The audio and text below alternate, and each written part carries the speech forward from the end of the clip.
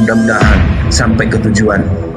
Maaf, bukan saya, sekali lagi bukan saya berkhotbah. Ibaratnya simbol salib.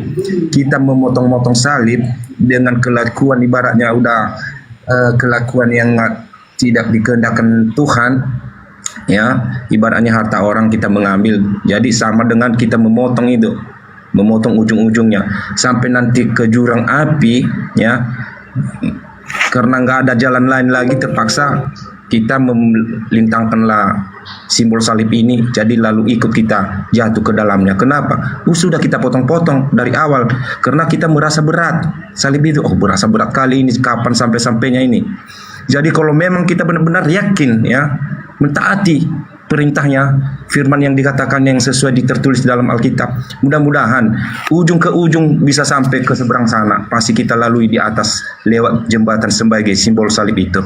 Itulah pedoman Kristen yang benar-benar meyakinkan Kristennya itu, bukan hanya menyimbolkan saja, bukan hanya mengKTP-kan saja Kristen dia, tapi tidak dia melakukan apa yang kehendak Tuhan. Kira-kira begitulah saudara, menurut saya dengan keyakinan saya ini sebetulnya. Ya, Laiku bisa disapa dulu yang baru naik itu, Laiku. Oh, selamat siang Bang Juma. Assalamualaikum Gurunda, Bang Zuma. Waalaikumsalam warahmatullahi wabarakatuh. Ya teman-teman, adik-adik sekalian, menarik saya dengarkan penjelasan dari saudara kita ini terkait dengan keyakinannya terhadap Yesus. Cuman sudah sepekan lebih saya bertanya dan mencari tahu bagaimana sikap saudara-saudara Kristen terhadap warisan yang diberikan oleh Yesus kepada Kristen, yang mana Kristen ini masuk ke dalam lingkaran pengajaran yang diterangkan oleh Yesus di dalam Matius 7 nomor 15 sampai nomor 23 itu. Apakah tidak ada keinginan untuk mengkaji lebih jauh terkait buah-buah dari pengajaran Nabi palsu yang Yesus sampaikan di dalam Matius 7 itu? Karena kalau itu sampai terjadi, kasihan teman-teman Kristen ini yang menganggap bahwa mereka sudah berada pada jalan pada rule yang benar, tapi ternyata Yesus mewariskan kepada mereka neraka. Itu yang menjadi permasalahan. Nah, mungkin di Komal ini saya bisa bertemu dengan saudara Kristen yang bisa menjelaskan bagaimana seorang Kristen bisa meloloskan diri dari warisan neraka yang Yesus sampaikan dalam Matius 7 nomor 15 sampai nomor 23. Karena di situ semua ciri-ciri dari buah pengajaran nabi palsu, dalam bahasa Yunani karpos, ya. Karpos itu artinya buah atau hasil. Semua hasil dari pengajaran nabi palsu itu ada pada diri Kristen. Nah, bagaimana sikap seorang Kristen setelah mengetahui itu? Diam saja atau ada upaya untuk keluar dari ajaran, ya, ajaran yang disebutkan sebagai pengikut nabi palsu? Mungkin ada yang bisa menjelaskan, silakan. Assalamualaikum Abang. Waalaikumsalam. Wah, akun baru lagi. Akun aku di report 5 sekaligus. Masya Allah, bagus itu. Ya, kita bikin 1000.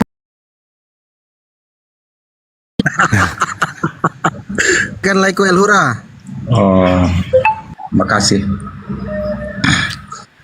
Tapi sebagai saya manusia biasa Bang Juma, itu hanya sebagai saya sebetulnya hanya cuma biasa yang duduk dan mendengar. Sebetulnya kalau menurut kitab yang kami imani, mulai perjanjian lama itu beda-beda dengan cara untuk menyampaikannya atau memaknainya. Nah, masuk kita ke Injil baru itu juga pun begitu juga, beda cara untuk memaknai dan cara membacanya. Jadi maksudnya itu banyak, apalagi kalau di perjanjian baru itu banyak seperti kiasan, umpamaan. Begitu juga cara Tuhan Yesus itu cara menyampaikannya. Bukan dia langsung mengatakan saya sesungguhnya Tuhannya itu. Tidak seperti begitu.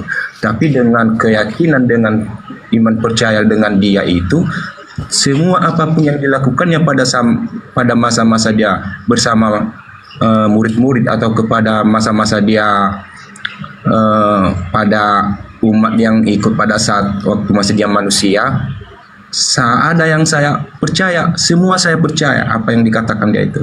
Contoh ini Bang Juma, seperti yang pernah dibangkitkan orang mati di dalam satu keluarga. Tapi dalam satu keluarga itu malah disuruhnya jangan engkau beritakan kepada sama-sama siapa. Kenapa bisa begitu? Cara menyimpulkan dan memaknai seperti begitu dalam hati saya, begitu juga mudah-mudahan juga pun saudara Kristen yang lain, ya. Biarlah orang lain yang menengok kau bahwasanya kejadian kematian yang ada di dalam keluargamu itu pasti udah terjadi, dan mereka seluruhnya, ya, banyak yang mendengar dan banyak yang pernah menunggu-nunggu Mesias yang dari Allah itu, katanya belum lagi mereka percaya. Nah, biarlah dalam terbukti kepada mereka siapakah yang membangkitkan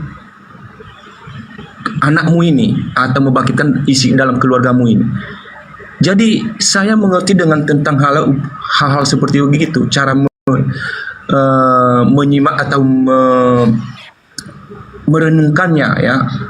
Berarti begitulah cara Tuhan untuk menyampaikan dirinya bahwasanya dialah Mesias. Amin. Dialah yang Mesias itu. Jadi gitulah cara kami dan gitulah cara saya sebetulnya. Ya, gitulah cara saya untuk menyimpulkan dia itu bahwasanya benar-benar dia Tuhan. Yesus yang dijanjikan sesuai dengan perjanjian lama udah tergenapi. Jadi maaf Bang Jumah, saya bukan berkhotbah. Ini hanya satu lagi. Aku di dalam Bapa, Bapa di dalam aku. Berarti orang yang ragu-ragu lagi tidak menyimpulkan bahwasanya satu mereka itu yang namanya ragu-ragu. Tapi saya nggak ragu-ragu, ya. Bukan langsung dikatakannya aku Tuhan, bukan langsung kayak gitu. Tapi menyimpulkan dengan secara perkataan-perkataan, itulah yang saya ambil. Itu makanya saya selalu sampai sekarang saya bertahan dengan keyakinan saya, Bang Juma. Kira-kira begitu, Bang Juma. Iya. Ya, justru apa yang saudara sampaikan ini itu pembelaan akan diri yang sudah berada pada kondisi sebagai orang yang terjerat di dalam ajaran nabi palsu. Di situ sangat jelas. Saya harap saudara bisa baca dulu di Matius 7 nomor 15 sampai nomor 23 ini. Waspadalah terhadap nabi-nabi palsu yang datang kepadamu. Ini ucapan Yesus kepada muridnya Bani Israel, bukan kepada Kristen, karena Kristen belum ada pada saat itu. Yesus berkata kepada muridnya Bani Israel agar waspada kepada pengajar dan nabi palsu yang datang kepada mereka kemudian. Yang mana mereka ini menyamar seperti domba, tapi sesungguhnya mereka adalah serigala yang buas.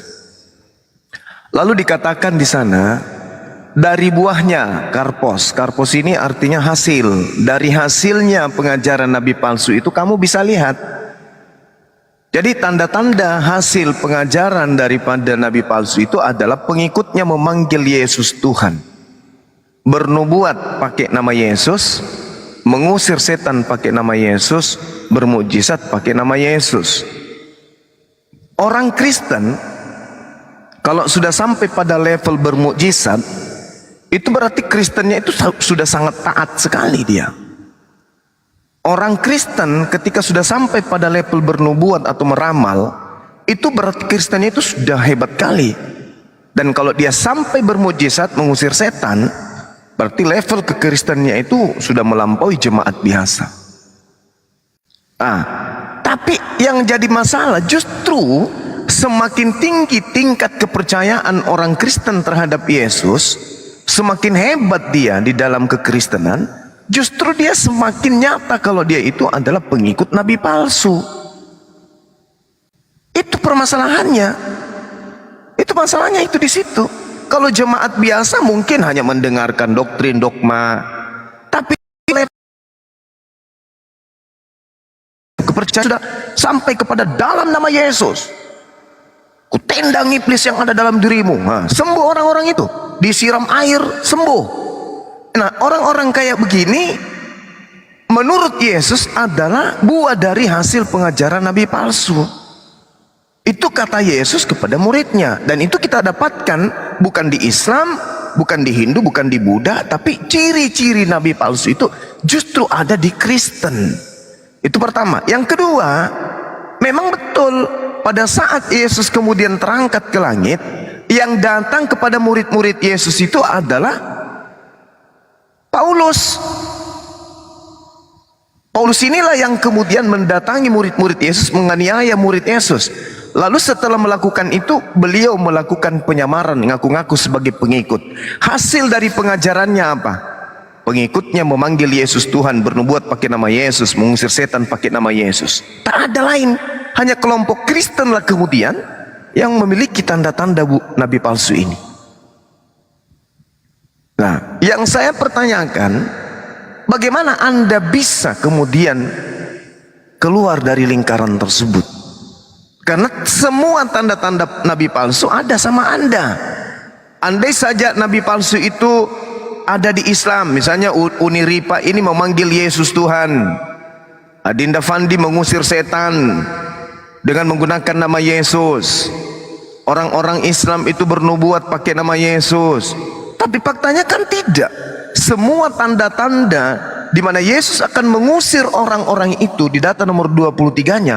Pada waktu itulah aku akan berterus terang kepada mereka dan berkata, aku tidak pernah mengenal kamu, enyahlah daripadaku, kamu sekalian pembuat kejahatan.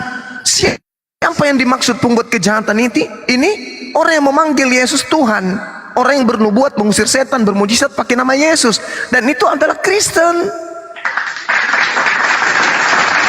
Kalau umat Islam di dalam surah Al-Mu'minun diwariskan surga, ini Kristen malah diwariskan neraka.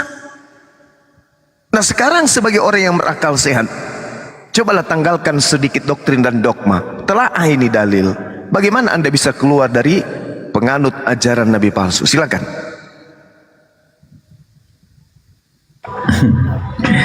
Ya, terima kasih saudaraku. Udah saudaraku Juma itu mengingatkan saya gimana membedakan nabi palsu dengan nabi yang asli. Syukur puji Tuhan ya saudaraku. Berterima kasih banyak. Sebetulnya makanya yang benar-benar setia kepada Tuhan Yesus itu selalu Roh Kudus yang punya Tuhan Yesus itu yang selalu menegur dan selalu melindungi kita agar kita jangan jatuh dan mengikuti tentang ajaran nabi-nabi palsu ya. Makanya selalu diajarkan kita dengan seperti kecerdasan seperti begitu. Bukan orang lain yang mengasihi kita untuk itu salah, tidak. Makanya kita itu sendiri yang memahami yang hitam dan yang putih. Jadi oleh karena itu saudaraku, tidak segampang itu kalau bagi saya nggak tahu. Yang nggak penuh, yang nggak ada Roh Kudus di dalam hatinya, itu yang sering jatuh, yang mengikuti ke jalan yang sesat, yang mengikuti ajaran yang nabi-nabi palsu itu. Tapi mudah-mudahan ajaran yang mana yang dikatakan di kitab ini bisa kita milah ya, kepada siapa tertunjuk ya, apakah kepada seseorang yang bernama A atau bernama B. Kali sebelum masuk semua saudara di atas ini, itu nggak ada kuasa saya untuk menghakimi atau menganggap diri seseorang itu bodoh atau bohong. Biarlah Tuhan aja yang menilainya. Apalagi sedangkan dosa saya aja tiap hari pun saya nggak tahu kemana. Ibaratnya mengambil batu seberat 20 kilo tapi kecil-kecil hanya sebesar krekel, disuruh aku memulangkan tidak tahu saya, apalagi mengurusin orang lain ya. Jadi sebetulnya itu saudaraku udah gampang kali. Maaf, bukan saya ini sebagai bercanda ya, karena mungkin bahkan banyak babi bisa aku cerdas mengetahui memilah-milah dengan yang mana yang palsu dan yang mana aslinya begitu. Jadi nggak pala heran aku itu saudaraku. Mulai dari awal, mulai dari dulunya gitu. Iblis selalu ada. Tapi makanya kita berfokus. Biar roh Tuhan melindungi kita selalu setiap hari. Supaya jangan tertipu kita oleh hal-hal yang lain. Nah, kira-kira begitulah saudara, mungkin karena udah saya bilang tadi, saya hanya sebagai jemaat. Saya bukan sebagai ada jabatan saya tentang Kristen, nggak ada. Tapi pendengaran saya dan saya simak, dan nggak semua saya ambil. Banyak ada teguran untuk buat orang, ada teguran untuk buat saya. Itu yang berteguran buat saya, itulah yang saya ambil, saudaraku. Gitu, kira-kira begitulah pemahaman saya tentang Alkitab saya. Silakan saudaraku. Oke, saudara sudah baca ini. Saudara sudah baca Matius 7 itu. Matius 7 nomor 15 sampai nomor 23, apakah saudara sudah baca? Memang mungkin baca saudara, tapi karena udah lama nggak diingatkan ya, aku berterima kasih kepada saudara Bang Juma karena udah mengingatkan saya. Kalau bisa ya tayangkanlah di atas perkataannya, biar sama-sama kita menyimak apa maksudnya, maknanya gitu maksudnya saya. Iya, di situ kan poinnya tertulis dengan sangat jelas. Tanda-tanda nabi palsu, pengikutnya memanggil Yesus Tuhan, bermukjizat pakai nama Yesus, mengusir setan pakai nama Yesus, bermukjizat pakai nama Yesus. Itu tanda-tanda nabi palsu, atau tanda-tanda orang yang akan diusir Yesus dan dikatakan sebagai penjahat. Satu, memanggil Yesus Tuhan, mengusir setan pakai nama Yesus, bernubuat pakai nama Yesus, bermujizat pakai nama Yesus. Orang-orang yang memiliki tanda-tanda ini, kata Yesus, adalah orang yang melakukan kejahatan. Dan orang yang melakukan kejahatan, menurut Yesus akan dilemparkan ke dalam api neraka. Dan tanda-tanda orang-orang yang akan diusir oleh Yesus adalah Kristen. Itu loh, kenapa nggak bisa sampai ke sana pemikiran saudara? Tanda-tanda orang yang akan diusir Yesus kelak adalah memanggil Yesus sebagai Tuhan, bermujizat pakai nama Yesus, mengusir setan pakai nama Yesus. Di mana itu tertulis? Di dalam Matius 7 nomor 15 sampai nomor 23. Kalau dikatakan tanda-tanda orang yang akan diusir Yesus, memanggil Yesus nabi, sholat, puasa, zakat, maka kami akan meninggalkan Islam, karena ciri-ciri itu ada di Islam. Tapi ini ciri-cirinya ada di Kristen. Yang diusir Yesus kelak adalah mereka yang memanggil Yesus Tuhan. Siapa yang memanggil Yesus Tuhan? Ya Kristen. Siapa yang mengusir setan pakai nama Yesus? Ya Kristen. Siapa yang kemudian bermukjizat pakai nama Yesus? Ya Kristen. Nah, yang ingin saya pertanyakan, sudah sepekan lebih saya bawa materi ini. Setiap orang yang saya temani diskusi membahas ini, mereka seakan-akan lupa, mereka seakan-akan bingung sendiri, mereka seakan-akan tidak tahu, mereka seakan-akan intinya nggak mau tahu tentang itu. Nah, termasuk saudara, kok kayak tidak ngeh gitu loh, kayak tidak nyambung saya diskusi. Jadi kesimpulannya, orang yang akan diusir Yesus itu adalah orang yang memanggil Yesus Tuhan. Itu aja dulu, silakan. Ya,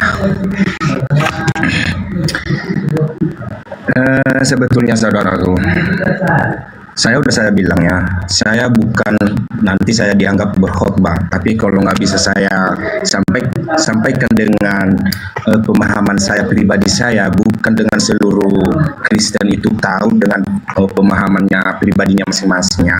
Ini dengan pemahaman saya pribadi, saya sendiri. Jadi ibaratnya itu sebetulnya saudaraku, ibaratnya udah saya katakan tadi, ibaratnya membawa simbol ini, simbol salib ini yang ditentukan kepada kami, yang ditinggalkan Yesus kepada kami. Simbol salib ini, seandainya pun dia memotong-motong salib ini ibaratnya yang memakai dalam nama Yesus, tapi kelakuan jahat tidak sesuai dengan kehendak Tuhan Yesus. Itulah dia orangnya yang dikatakan Bang Juma itu. Jadi kalau memang benar-benar ke jalan lurus seperti berdagang, ya, udah dagangannya udah ada berapa persen, berapa bandolnya yang dikasih, malah ditimbangan kurangi. Itu juga termasuk itu orangnya seperti begitu. Berdoa dia tiap pagi di dalam nama Yesus, tapi pekerjaannya di siang hari udah beda. Itulah termasuk di situ orangnya itu. Jadi bukan saya menghakimi seseorang. Pokoknya itu urusannya pribadi. Penting bisa dia memahami apa simbol salib ini. Ya, simbol salib ini sempat dipotong-potongnya. Mudah-mudahan dia pasti yang dikatakan Yesus itu ke jurang api. Ya, ke jurang api, saudaraku, ke jurang api. Tapi mudah-mudahan kalau lurus jalannya, ya, menyerahkan diri, ini semua pekerjaan saya ini hari ini Tuhan Yesus. Engkau patuh dengan kehendak-Mu. Apapun yang Engkau kasih sama saya hari ini, saya ikhlas dan saya menerima dengan ketulusan hati saya, Tuhan Yesus. Mungkin mudah-mudahan simbol salib tetap utuh, bisa sampai menyeberang ke seberang sana. Kira-kira begitu, saudara. Bukan untuk seseorang, bukan hanya untuk Kristen dan bukan juga hanya untuk di luar agama lain. Bukan ditentukan. Penting ini hanya sebagai umpaman. Hati-hatilah, hati-hati ajalah kalian. Bahwasanya ada nanti, ya, yang memanggil-manggil namaku, menyebut-nyebut namaku, ya, sebagai nabi palsu, ya, sebagai yang menyebut apa dengan namaku. Itu hati-hati. Perilakunya udah jauh salah. Itu hanya untuk menasihati kami, itu saudaraku. Itu sesuai dengan caranya juga untuk memahami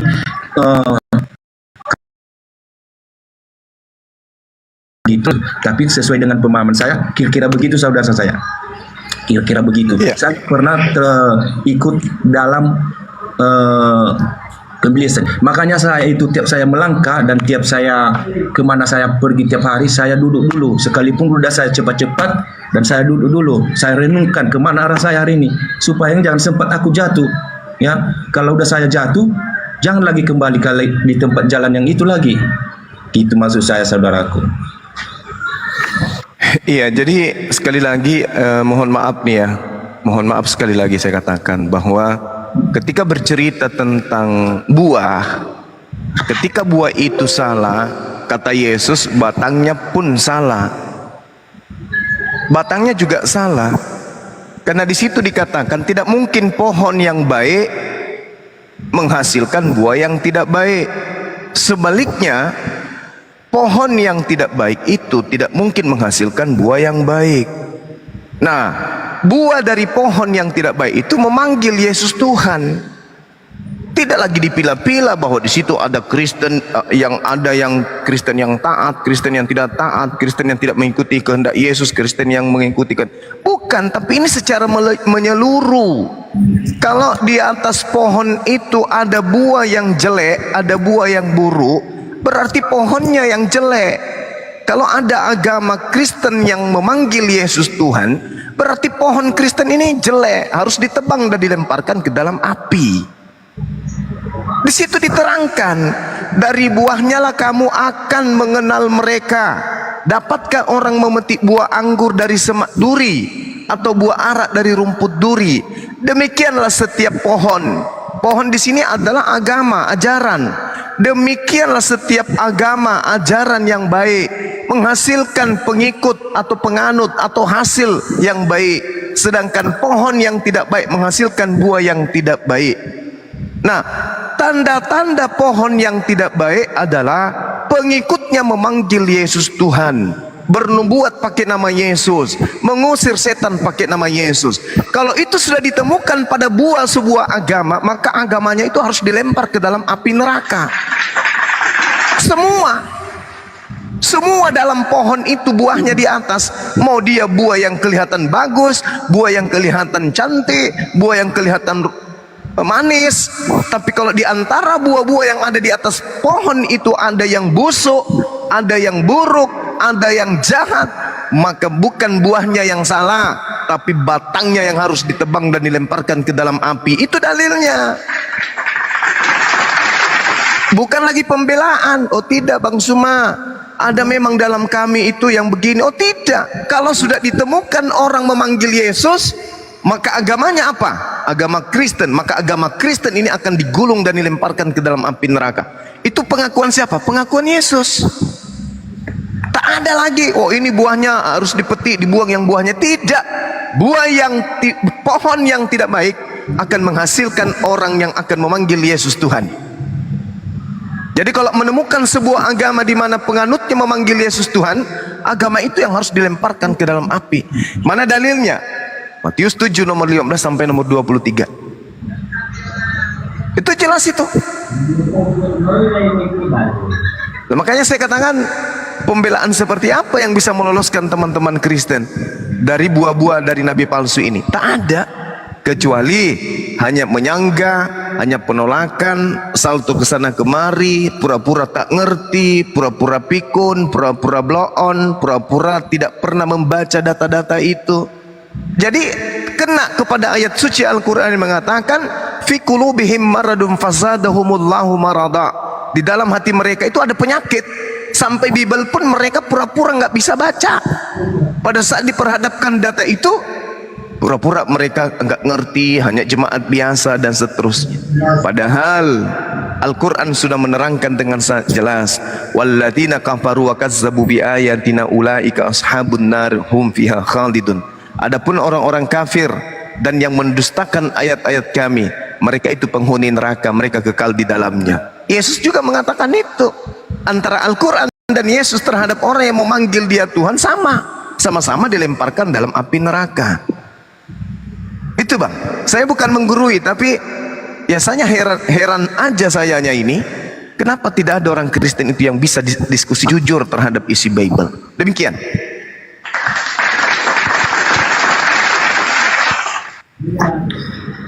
Ya, sekali lagi saya Bang Juma, aku bilang saya itu hanya jemaat biasa yang duduk dan mendengar. Ya, pengkhotbah pendeta mengatakan angkat tangan tinggi-tinggi, tapi taruh di dalam dada. Jadi kadang pendengaran orang angkat tangan tinggi-tinggi, tapi tangannya ditaruhnya di kepalanya, seperti yang dilakukan pendeta di atas. Ya, semoga lah paham maksudnya Bang Juma apa perkataan saya ini. Sekali lagi, ada seorang pendeta, ya ini hanya contoh. Pendeta ini dia sebagai guru di depan diangkatnya tangannya, ayo kita sama-sama mengangkat tangan. Tapi perkataan dia ini dibilangnya taruh ke dada. Nah, perkataan dia taruh di dada. Nah, rupanya pendeta ditaruhnya tangannya di kepala. Ada juga sebagian yang mengikut dia, ditaruhnya juga tangannya ke kepala karena menengok hanya gaya pendeta. Jadi yang benar-benar mendengar dan menuruti kehendak Allah itu atau kehendak Tuhan Yesus itu hanya yang menaruh tangannya ke dalam dadanya sesuai dengan perkataan Yesus. Makanya kita itu sudah diberi kecerdasan dan pendengaran, ya. Makanya jangan apa yang dilakukan orang kalau memang nggak benar, nggak usah diikutin, saudara, nggak usah. Makanya nggak perlu saya banyak-banyak untuk memikirkan begini begitu, yang mana yang benar, yang mana yang ngerti. Pokoknya Yesus sudah mengatakan, ya, tiada satu pun sampai kepada Bapakku kalau tidak melalui aku. Aku jalan yang benar. Apapun perkataan aku itu adalah benar, ya. Tapi kalau ada orang mengatakan seperti pendeta tadi, angkat tangan tinggi-tinggi, tapi tangan pendetanya ditaruhnya di kepala, padahal perkataannya taruh di dalam dada. Itulah yang sesuai dengan yang Matius yang 7 yang 15 ini tadi yang dibilang saudaraku. Itu salah dengan memotong-motong salib dia itu. Nggak jelas menyampaikannya dengan seperti begitu. Apa salahnya? Ayo angkat tangan tinggi-tinggi tapi taruh ke dada sesuai dengan yang dikatakan pendeta juga, ditaruhnya juga ke dadanya tangannya. Rupanya enggak salah, ditaruhnya di kepalanya. Tapi karena kita dikasih Roh Kudus, pendengaran dibuka oleh Tuhan Yesus, maka kita pun apa yang kita dengar di perkataan dia itu kita taruhlah tangan kita ke dalam dada kita, bukan di atas kepala kita seperti yang dilakukan di depan mimbar sana. Kira-kira begitulah saudaraku untuk memahami tentang Alkitab ini sebetulnya. Makanya banyak orang yang mengatakan yang mana yang betul sebegini. Memang benar, banyak yang tertulis. Itu hanya sebagai mengawaspadai, menasihati, hati-hati. Benar. Tapi yang mana yang lebih jelas, itulah yang diambil di dalam Alkitab ini. Ya. Bukan semua itu ada teguran kepada seseorang, jangan kalian ikutin seperti begini. Ya wajarlah ditulis di dalam Alkitab seperti begitu. Ya wajar. Jangan kalian ikuti ini ciri-cirinya orang nabi-nabi palsu. Inilah ciri-cirinya orang yang memanggil-manggil namaku tapi tidak pernah dia hanya memuji-muji aku di dalam bibirnya tapi hatinya sudah jauh dariku. Itu seperti begitu. Jadi makanya kita mendengar tapi menimangin, ya, mencermatkan dalam hati apa maksud Tuhan Yesus ini. Bukan sehari dua hari, kalau bisa kita bawa dengan pergumulan dalam puasa kita masing-masing. Seperti di Kristen itu puasa setiap hari pun bisa. Ya, bukan hanya ada tertentunya, enggak. Puasa di agama saya itu dua kali seminggu ada puasa untuk pergumulan supaya jangan jatuh dalam percobaan. Kira-kira begitu mungkin saya menjawab saudaraku. Bukan saya membawa dalil di sini, saudaraku.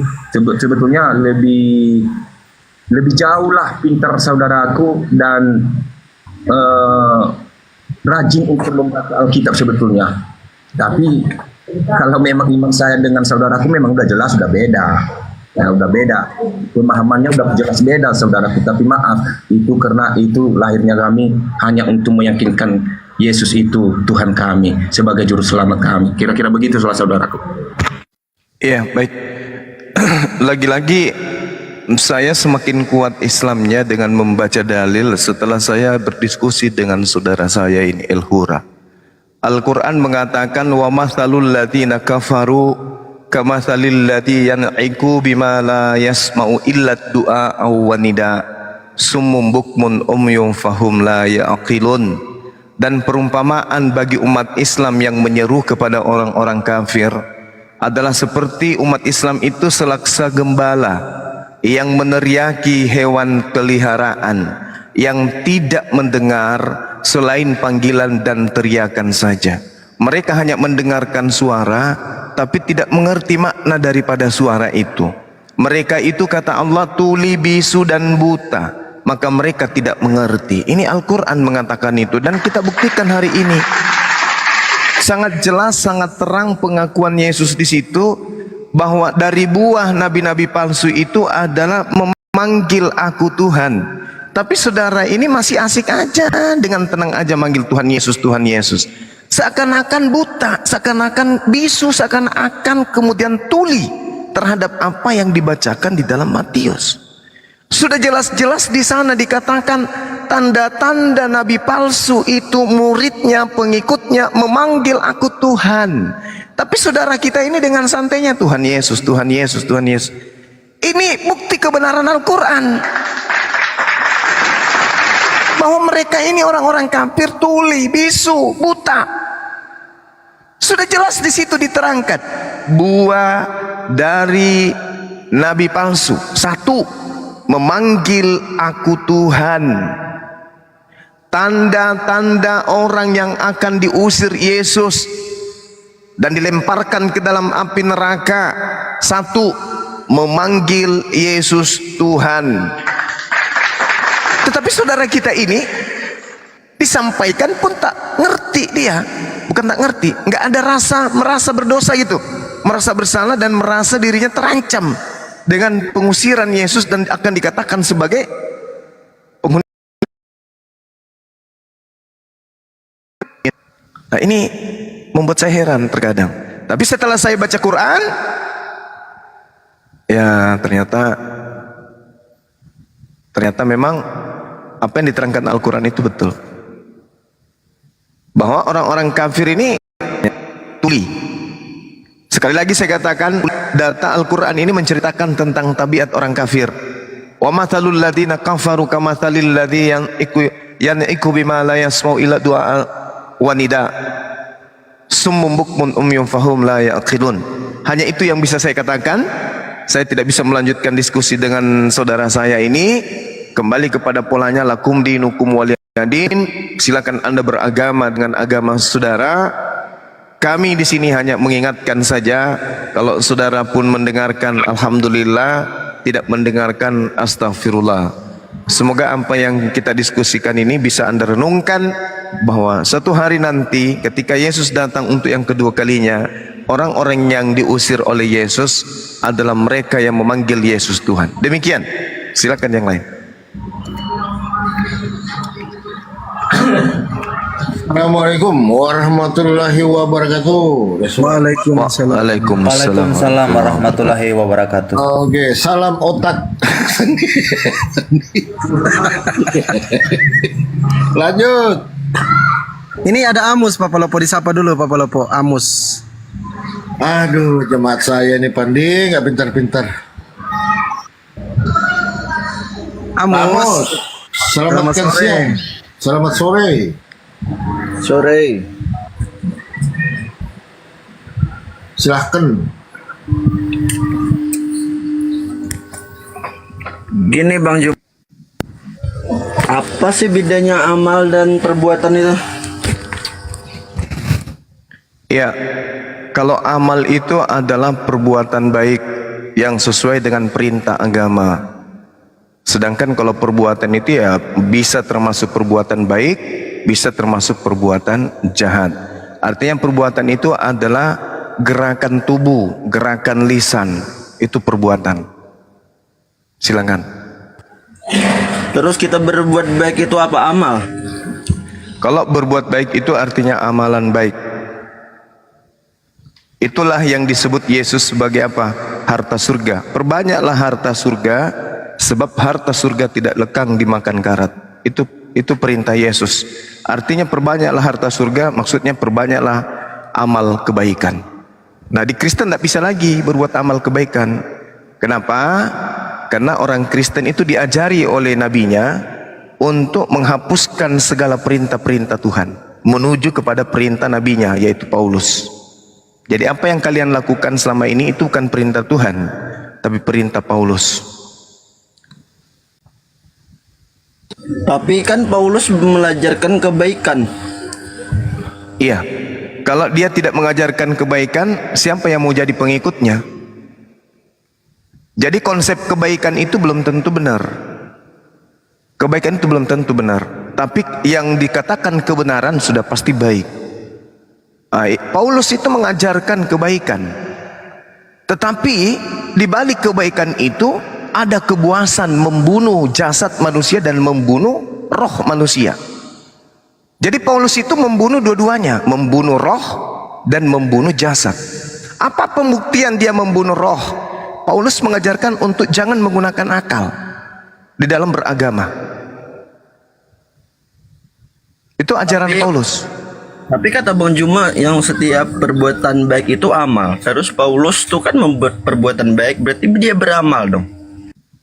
Setiap perbuatan yang berdasarkan perintah agama itu amal baik.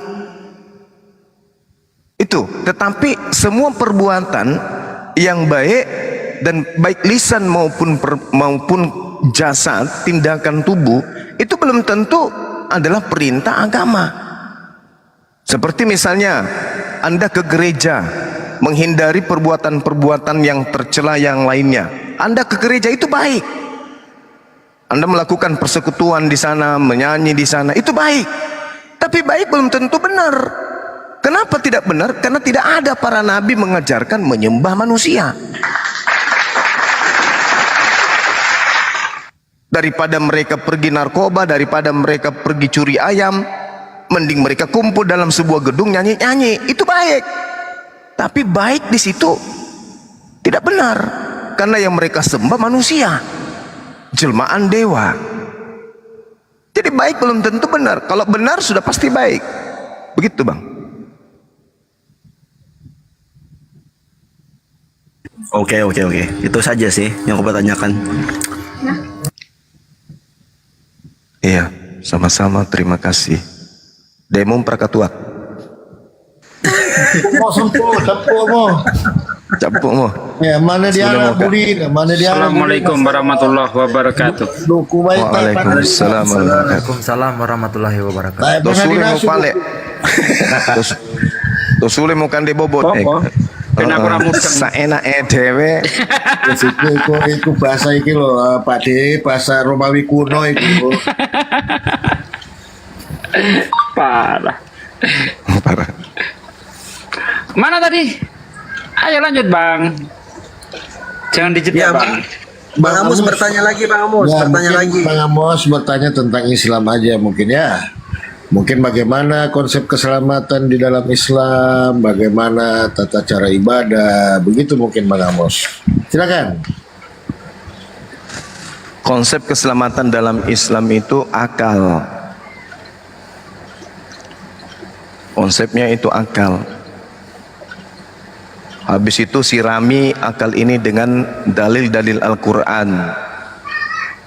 Yang tertolak, yang ditolak oleh akal, jangan pakai. Tapi alhamdulillah, semua yang diterangkan oleh Al-Quran itu rangkulan dengan akal. Tak ada yang tertolak oleh akal.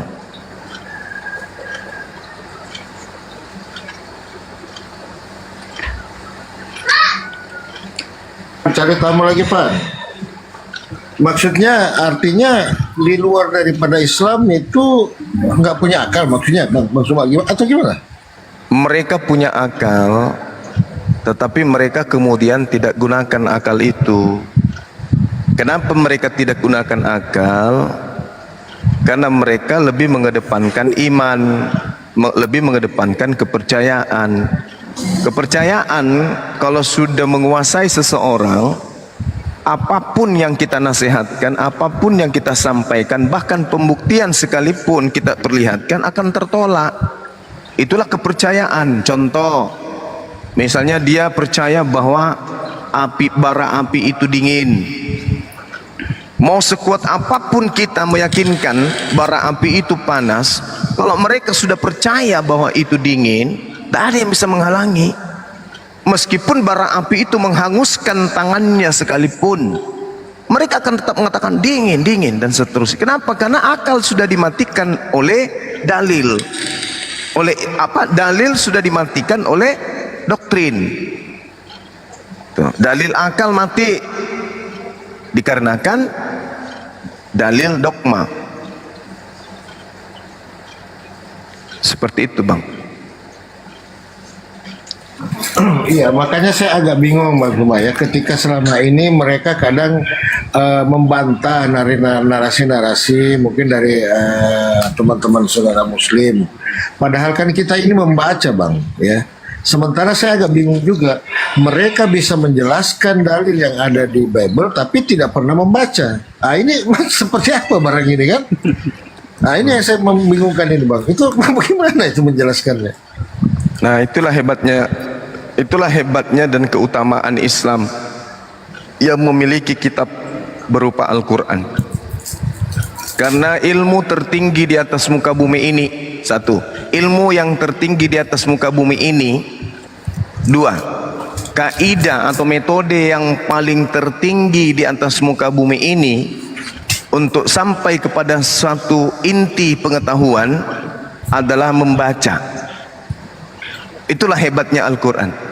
Kalau dikatakan dalam Wahyu 1 nomor 1 di dalam kitabnya saudara Kristen,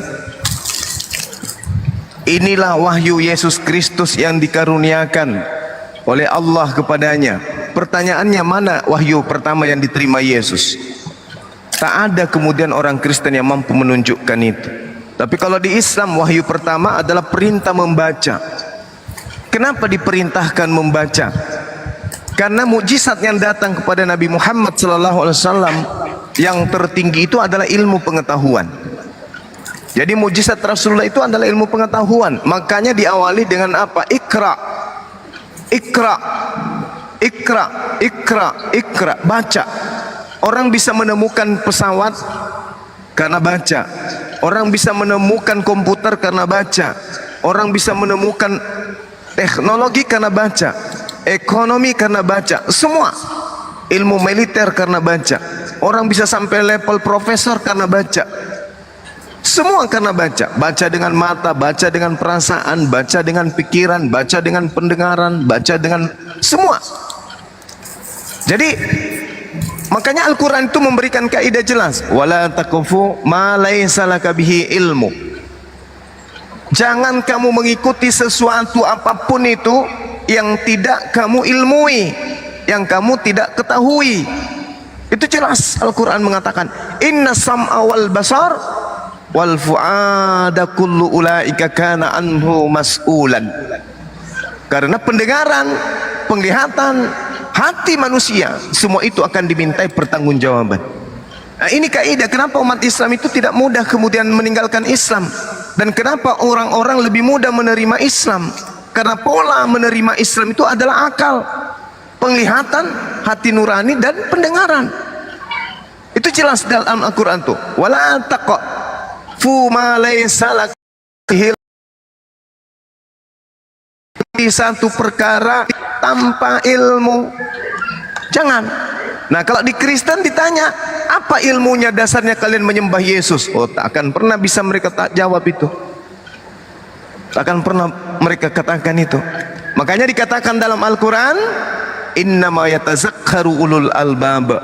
Sebenarnya hanya orang yang berakal sehat yang dapat menerima pelajaran. Nah, itu dia. Kalau Al-Quran itu selalu menantang dia, harus ilmu. Baru kemudian nyampe kepada inti suatu kebenaran, suatu permasalahan. Saya kira begitu, Bang. Kata Bang, Islam ini harus penuh dengan akal ya. Tapi Allah itu kan tidak bisa diterima dengan akal. Bagaimana? Alasannya? Alasannya kan gini. Alasannya apa? Sifat Allah itu tidak dibataskan, tidak bisa diterima dengan akal. Oke. Kamu pernah lihat semut? Pernah? Pernah. Nah, kamu kira-kira menurut Anda bangunan yang begitu besar yang jaraknya 10 meter dari semut ini, apakah bisa semut lihat? Karena aku bukan semut Bang Juma. Mungkin dia bisa. Hah?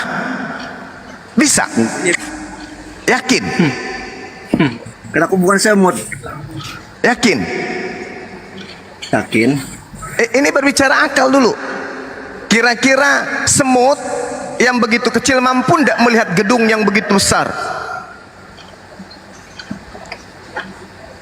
Padahal semut juga punya indra pelihat, indra meraba. Tidak bisa kan? Tidak bisa. Manusia bisa tidak melihat bumi?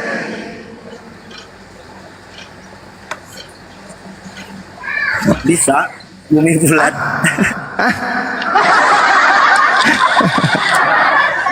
Manusia bisa melihat bumi itu gimana ceritanya? Coba Anda keluar dari rumah, apa yang Anda lihat?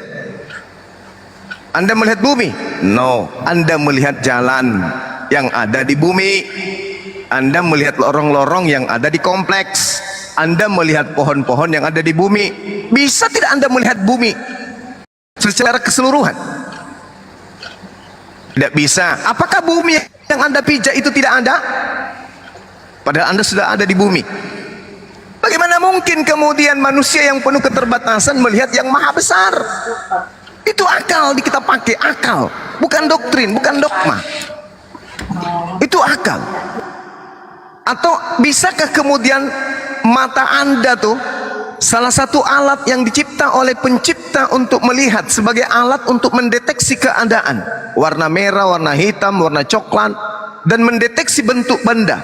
Itu mata, ada pupil di mata. Tolong tunjukkan bagaimana bentuk kelopak mata Anda, benda yang paling dekat dengan mata Anda. Coba Anda tutup atau Anda lihat kelopak mata Anda, seperti apa bentuknya? Ini benda yang paling dekat. Coba. Bisa lihat cermin. Nah, berarti Anda butuh alat untuk melihat itu. Begitulah Allah. Untuk melihat Allah kita butuh alat. Apa itu? Lihat tubuh ini. Lihat tubuh ini. Itu alatnya untuk melihat Allah. Lihat alam semesta ini. Itu alat untuk melihat Allah. Bagaimana mungkin alam semesta ini bisa begitu apik, bisa sempurna, kalau yang menciptakan itu cuman manusia, kalau yang menciptakan itu cuman malaikat, kalau yang menciptakan itu hanya negara kita ini yang membuatnya, atau persatuan negara-negara membuat alam semesta ini? Tidak mungkin. maka itulah cerminan akal. Makanya Al-Quran mengatakan apa? Innama yatazakkaru ulul albab. Sebenarnya hanya orang yang berakal sehat yang dapat menerima pelajaran.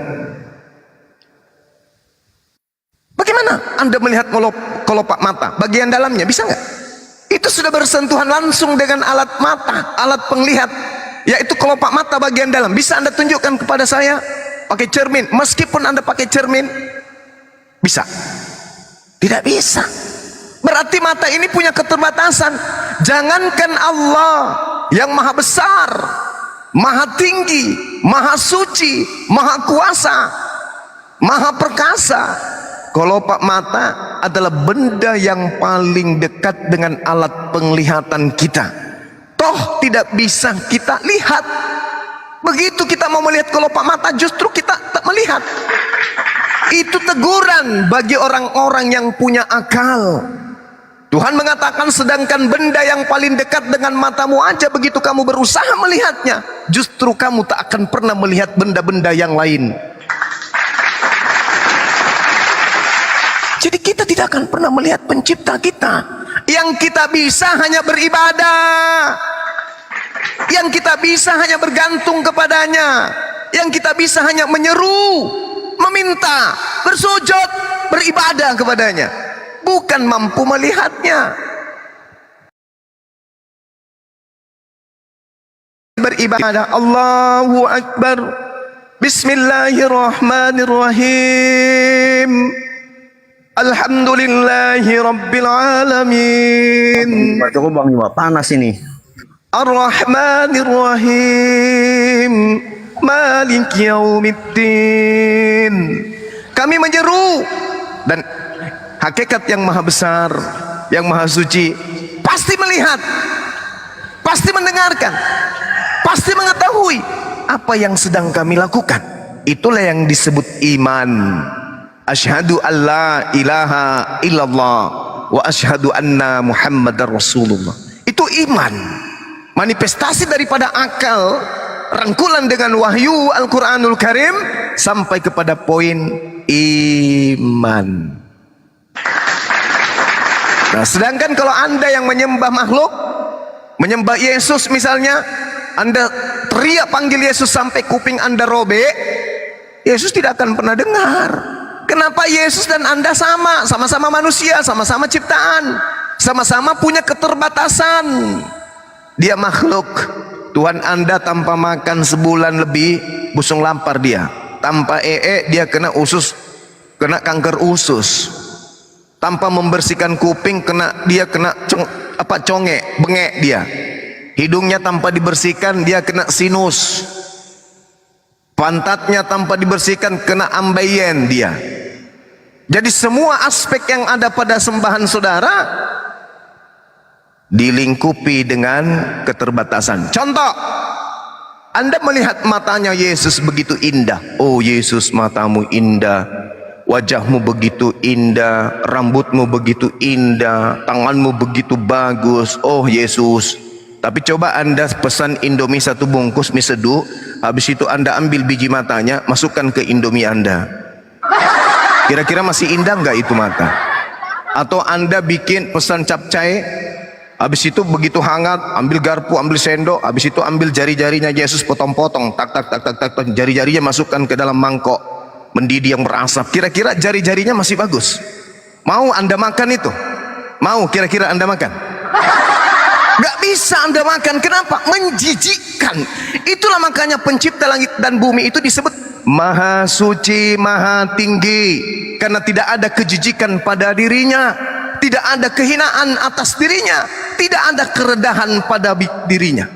Tapi kalau manusia menyembah sesamanya manusia, na'udzubillah tsumma na'udzubillah, ini adalah kebatilan yang tak terbatas. Makanya Al-Quran mengatakan ulaika hum syarrul bariyah. Orang-orang kafir itu seburuk-buruknya makhluk, lebih buruk dari monyet, lebih buruk daripada kecoa.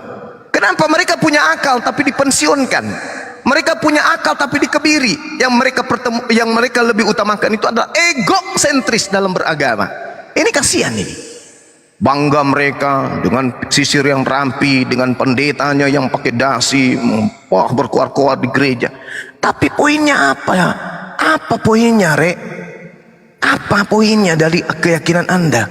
Hanya mengabdi kepada ajaran orang-orang Roma Yunani untuk mempertuhankan sosok manusia. Itu tidak sama sekali. Tidak sama sekali. Karena kenapa? Seluruh para nabi mengajarkan akal. Bahkan Yesus menyerukan, kasihilah Tuhan Elohim dengan segenap. Kalau berbicara dengan segenap berarti seluruh aspek yang kita punya, yaitu akal. Kita mengasihi Tuhan dengan akal budi. Berarti ibadah kita harus bersumber dari intisari akal. Ketuhanan yang kita, konsep ketuhanan yang kita pakai harus berintisari daripada akal. Kitab yang kita gunakan harus berpola kepada kebenaran akal. Agama yang kita anut harus bersandarkan kepada kebenaran absolut, yaitu akal. Jika akal justru tidak difungsikan dalam sebuah agama, percayalah itu bukan agama dari langit. Itu agama irasional, karya manusia. Karena dia karya manusia, maka syarat dengan keterbatasan.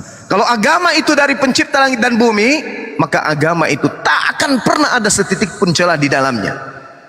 Mau seperti apapun canggihnya zaman, mau seperti apapun modernnya suatu keadaan, mau setinggi apapun pencapaian manusia akan kehidupan dunia ini, agama itu tidak akan pernah hanyut termakan zaman. Isinya, inti ajarannya tidak akan pernah hanyut ditinggalkan oleh peradaban manusia. Dan itu hanya dianut dan itu hanya disifati oleh agama Salom, Islam, rahmatan lil alamin. Saya kira begitu, Bung.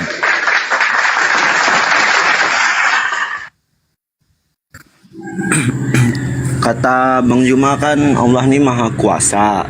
Terus kenapa dengan melakukan sesuatu itu melalui malaikat, bukan dirinya sendiri? Oke, ini pertanyaan yang baik. Kenapa kemudian Allah itu tidak melakukan kemudian perbuatannya sendiri? Satu, Anda sedang mempertanyakan dimensi makhluk.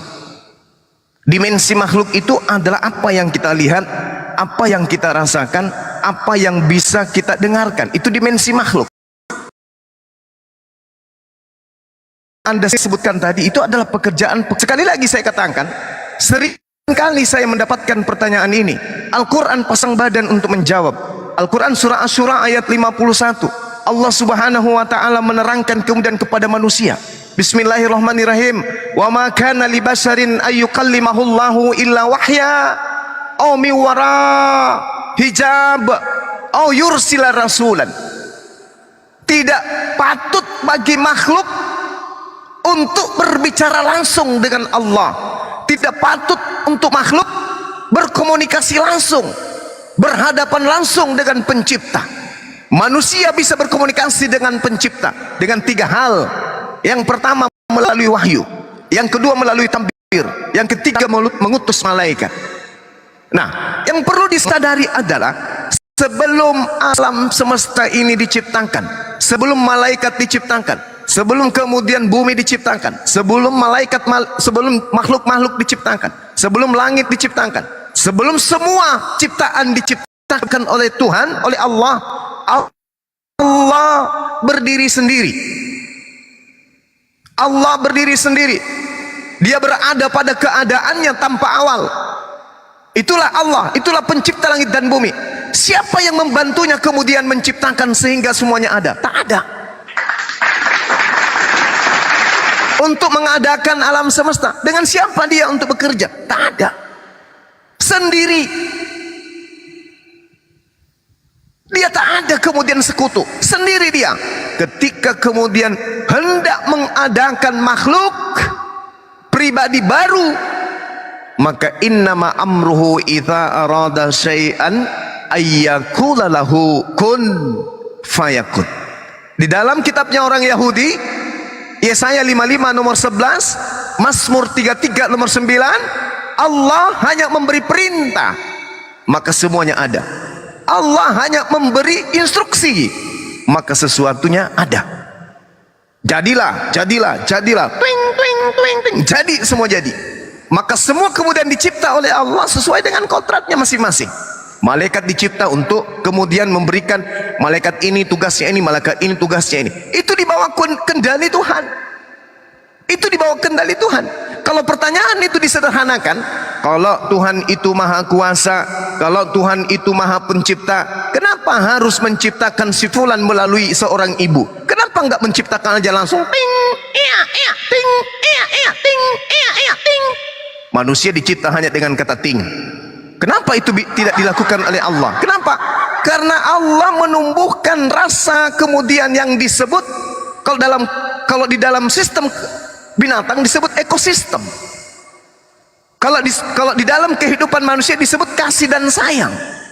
Coba Anda lihat bagaimana Anda dengan anak orang lain. Sama-sama anak, sama-sama punya dua mata, sama-sama bayi, sama-sama punya dua kaki. Tapi rasa kasih sayang Anda jauh lebih kepada darah daging Anda sendiri dibandingkan manusia lain. Kenapa Tuhan tidak menciptakan aja langsung manusia tanpa dikandung? Kalau Anda berdasarkan itu, Tuhan memiliki kemudian rahasia yang kita tidak tahu. Makanya dikatakan Allah tidak ditanyai tentang apa yang diperbuatnya, tetapi kitalah makhluk yang akan ditanya oleh Allah tentang apa yang kita kerjakan. La yus'alu amma yaf'al wa hum yus'alun.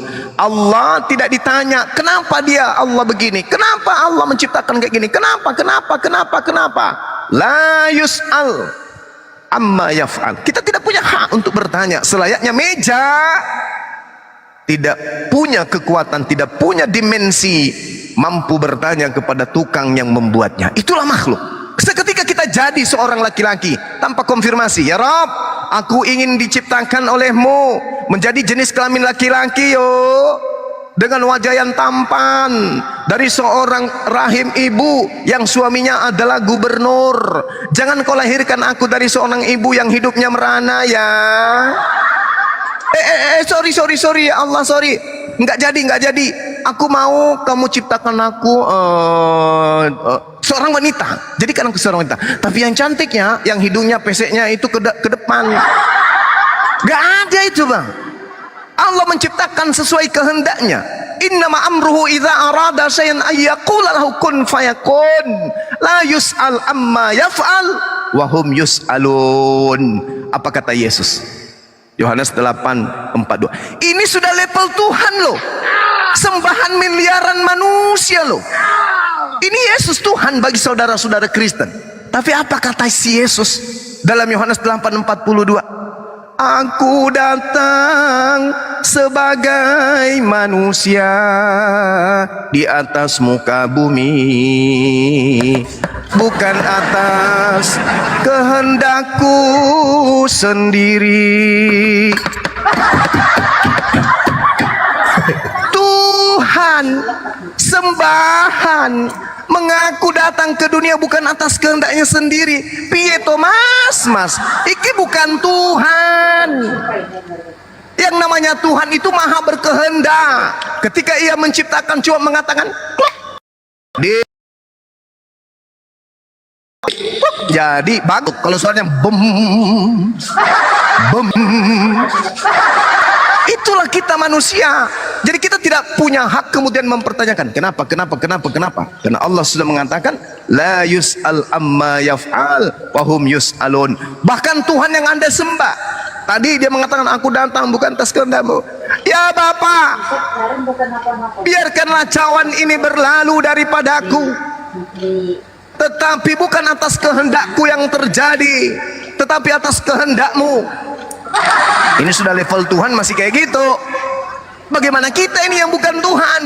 Yesus aja yang Tuhan Anda masih tunduk kepada perintah-perintah Tuhan, apalagi ente yang hanya manusia biasa. Seperti itu saudara. Silakan. Benar juga ya Bang Juma. Pasti benar. Karena pola yang saya sampaikan itu menggunakan rasio akal, keseimbangan. Masya Allah. Tapi dipikir-pikir ya, kalau Fir'aun saja mengaku Tuhan, kenapa sampai sekarang tidak dituhankan? Sedangkan Ya. Yesus tidak mengaku Tuhan kan? Ya. Pintar. Fir'aun raja, punya harta, punya jabatan, punya kerajaan, punya kuasa, mengaku Tuhan. Ya, hitungan paganisme wajar lah. Yesus. Prajurit tak ada, istana tak ada, kerajaan tak ada. Jangankan dianggap raja tak pantas, ini malah dianggap Tuhan, Cak Ayu. Di mana akal kita ini? Sedangkan Tuhan itu adalah Malikin Nas, yang merajai seluruh manusia. Bahkan dia mengerajai alam semesta.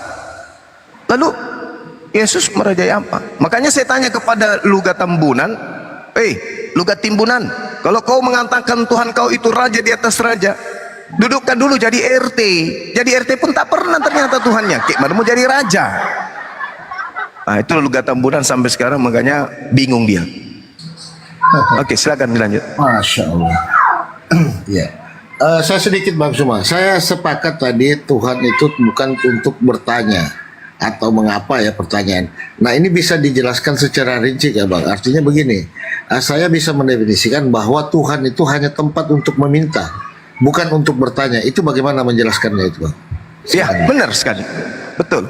Makanya di dalam Al-Quran itu dikatakan dalam surah Al-Fatihah, Allah itu tempat meminta. Jadi kalau saudara mengatakan gini, misalnya nih orang-orang Kristen nih, wah Yesus itu luar biasa, Yesusku itu luar biasa. Kenapa? Setiap aku minta sesuatu pasti dikabulkan. Salah ente. Yesus saja meminta kepada Tuhan. Yang mengabulkan doa-doa kalian itu bukan Yesus. Yang mengabulkan doa itu adalah Tuhannya. Makanya dikatakan dalam Al-Quranul Karim, hanya kepadamu kami memohon, hanya kepadamu kami meminta. Segala sesuatunya kemudian itu berpola hanya kepada dirinya. Itu yang dikatakan kemudian dalam Al-Quran surah Al-Ikhlas. Semua diterangkan di sana bahwa manusia harusnya itu memintanya kepada pencipta langit dan bumi, Allahus Samad, Allah tempat bergantungnya segala sesuatu. Nah, Yesus bergantung tidak kepada Tuhan? Bergantung. Bisa nggak Yesus ini memiliki mukjizat dari dirinya sendiri? Tak bisa. Bisa nggak Yesus ini kemudian berkata-kata dari dirinya sendiri? Tak bisa.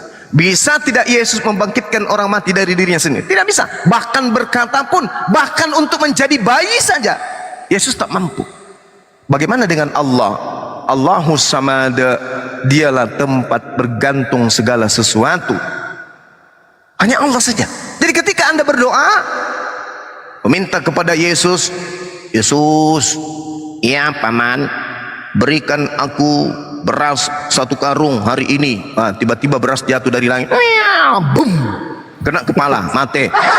Gak seperti itu. Tidak seperti itu. Yang mengabulkan doa itu adalah Allah. Mau Anda Kristen, mau Anda ateis, mau Anda Buddha, mau Anda Hindu, menyembah ataupun tidak kepada Tuhan yang menciptakan ente, Tuhan itu punya rasa maha malu. Dia maha malu. Dia malu ketika dia mengatakan, aku yang menciptakan, aku yang mengurus makhlukku, aku yang memberikan rezeki kepada makhlukku. Malu Allah itu ketika dia tidak mengaplikasikan kemudian sifatnya yang maha luar biasa. Makanya Allah itu disebut salah satu sifatnya adalah maha pemalu. Kenapa Allah disebut maha pemalu?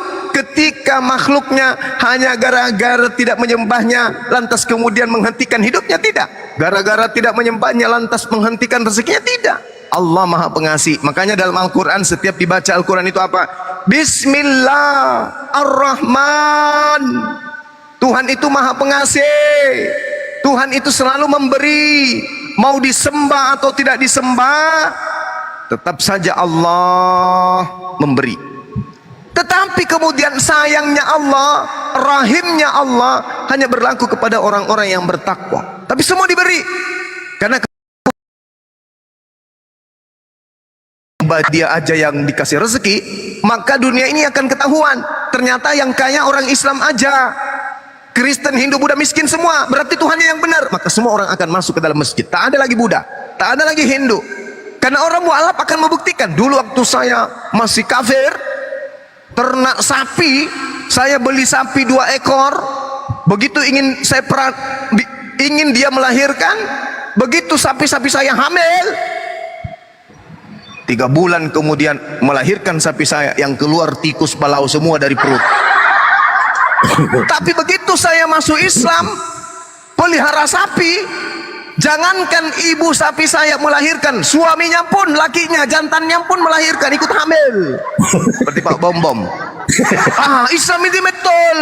Begitu saya masuk Islam, semua ternak saya berhasil, usaha saya berhasil. Apa yang terjadi? Semua orang masuk ke Islam. Lalu kita nggak diuji lagi dong kalau gitu. Satu agama aja berarti. Tidak seperti itu polanya. Allah memberikan rezeki kepada siapapun yang ia kehendaki, mau ke Kristen, mau Hindu, mau Buddha, mau ateis. Itulah pola yang disebut dalam Al-Quran, Allahus Samad, tempat meminta segala sesuatu. Demikian. Artinya poin attack-nya Bang Suma, masuk ke golongan apakah orang-orang yang sering mengeluh dan bertanya kepada Sang Penciptanya itu. Contoh seperti ini Bang Suma, ya Tuhan kenapa hidupku seperti ini, begitu kan, dia kan bertanya. Itu masuk ke golongan mana itu Bang, orang-orang seperti itu? Silakan Bang. Ya, ada dua. Yang pertama, orang yang intim kepada Tuhan, itu nggak apa-apa. Orang yang selalu berbicara kepada Allah, tapi jangan membuat hal itu membuat kita itu kufur, malah makin jauh. Tetapi diskusi dengan Allah, kayak Bang Suma nih. Bang Suma itu selalu berbicara, selalu senyum sendiri. Ketika kemudian lagi sholat, kemudian lagi berdoa, saya bicara kepada Allah, ya Rabb, betapa indah hidup ini kau berikan. Makasih ya Allah, makasih ya Rabb, syukran. Kayak gitu-gitu bicaranya. Orang-orang yang sampai kepada level wali, ketika diuji itu mereka senyum. Mereka merasa, oh Tuhanku penciptaku sedang mengujiku, sedang ingin menguji tingkat keimananku. Maka dia dengan bersungguh-sungguh menghadapi ujian itu, bersungguh-sungguh menghadapi cobaan itu. Tapi yang kedua, ketika orang itu lemah iman, selalu menyalahkan Allah. Aduh, kenapa sih ini? Kenapa sih kayak begini Tuhan? Akhirnya apa? Membuat dia kemudian jauh dari Allah, malas ibadah, meninggalkan kewajiban. Nah, jadi kita lihat tandanya tuh. Orang yang mengeluh membuat dirinya jadi positif, orang yang mengeluh membuat dirinya negatif. Jadi ada dua. Tidak selamanya orang mengeluh kepada Allah itu jelek, tapi tidak selamanya orang mengeluh kepada Allah itu baik. Karena ada orang yang murtad, kita tanya kenapa? Pada saat saya di Islam capek, saya sujud ibadah siang malam, mau beli sepeda butut aja nggak bisa. Begitu saya pindah ke Kristen, oh mobil bisa, rumah bisa, dan seterusnya. Kenapa? Ya karena misionaris mendekati dia, bayar kamu tuyul. Nah, kayak gitulah jadinya Bang. Oh begitu. Iya. Bagaimana Bang Zuma, kita lanjutkan yang kemarin. Kalau firman yang disampaikan oleh manusia itu bukan perkataan Allah. Boleh. Sebentar Ya. Bang Snow, sebentar ya. Bang Amos, masih ada yang ingin kan? Atau gimana Bang? 10 menit saya ibadah asar 10 menit, habis ini saya paling lama 10 menit. Siap Bang Snow, siap. Ya Bang Snow ya ibadah dulu saya, silakan. Ya, jangan gara-gara ini tinggal ibadah Bang. Iya siap. Silakan Bang Amos, apa yang Anda dapatkan tadi dari paparan Bang Suma Bang? Silakan. Saya mulai berpikir saja. Nah cakep barang itu Bang, cakep. Memang harus berpikir Bang. Semuanya itu harus berpikir, bukan cuma yakin tanpa kita memahami. Kalau saya mau tanya Pak. Apalagi Snow, kau panas lagi kalau aku bicara ini. Panas aku nggak pernah. Bentar dulu, Ya, tadi apa itu? Izin dulu, Pak Palopo ya, izin. Ustadz Sugi, saya izin dulu guru ya. Ada saya mau sampaikan sedikit ya, izin sedikit aja. Ya, oke. Jadi teman-teman ya, sambil tertip layar ya, jangan lupa teman-teman. Oke, jadi di dalam keimanan orang beriman itu, Bang Snow, itu ada dua. Oke, Laiku Snow sama Amus, orang beriman itu ada dua. Yang pertama, dia beriman mengikuti apa yang dikatakan oleh kitab sucinya. Itu yang pertama. Contoh seperti kami di dalam Islam, di dalam Al-Qur'an Nur Karim, kitab suci kami, di situ dikatakan dalam surah At-Taha ayat ke-14, Bismillahirrahmanirrahim, Innani anallahu la ilaha illa anna fa'budni wa aqimis sholata li zikri. Kata Allah, sungguh aku ini Allah, tiada Tuhan selain aku, sembahlah aku, kata Allah, dan laksanakanlah sholat untuk mengingat aku. Kami tahu namanya Allah, Kami menyembah Dia, Allah. Kami melaksanakan sholat untuk mengingat Dia, Allah. Kami mengikuti apa yang kitab suci kami katakan.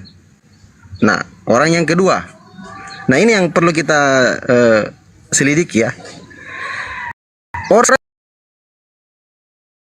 kitab sucinya mengikuti apa yang mereka kehendaki, apa yang mereka inginkan. Contoh, saya ambil contoh di dalam kekristenan ya, karena kita kan diskusi lintas agama ya. Saya ambil contoh di dalam kekristenan di Bible-nya Laiku Snow. Di situ dikatakan dalam Lukas 4 nomor 8, Matius 4 nomor 10. Sebab ada tertulis, engkau harus menyembah Tuhan Allahmu dan hanya kepada Dia sajalah engkau berbakti. Itu kata Yesus. Nah, yang dilakukan oleh teman-teman Kristen adalah menyembah Yesusnya, yang mengatakan bahwa kau harus menyembah Tuhan Allah, tetapi yang disembah adalah Yesus. Nah, ini orang yang beriman membuat kitab sucinya mengikuti apa yang mereka inginkan atau apa yang mereka kehendaki. Jadi ada dua ya. Oke, Bang Snow. Terima kasih. Silakan dilanjut yang lain, Papa Lopo atau Ustadz Sugi, silakan. Ya, betul sekali Pan. Saya setuju. Jadi betul itu kata Bang Pandi tadi. Kata Yesus, sembahlah Tuhan Allahmu, kan? Artinya bukan menyembah Dia. Nah, lalu sebentar Leku, sebentar. Kan bilang iya, Iya, siap. Lalu baru kita cari siapakah Tuhan Allah itu yang dimaksud oleh Yesus. Simple Bang, kita cari langsung meluncur ke Yohanes 5:37. Dialah yang bersaksi tentang aku, suaranya tidak dapat kau dengar dan rupanya pun tidak dapat kau lihat. Titik sampai di situ Leku. Nggak usah kemana-mana. Silakan Ustaz Sugi atau Ustaz Hasan. Oke. Yuk. Nah, apakah di Islam itu Allah itu punya suara? Nah, ini pula kau tanya. Bagaimana mungkin Allah itu maha bersuara, maha melihat, maha mendengar, maha mengetahui, maha berfirman, berarti Allah itu maha punya suara ya. berkata-kata. Ya, Allah itu Kita punya tidak suara. bisa, makanya saya tadi tanya kepada Bang Suma, ketika orang-orang yang suka bertanya tentang keberadaan Allah itu masuknya golongan kemana? Saya bukan tanya keberadaan Allah, saya tanya apakah Allah itu punya suara.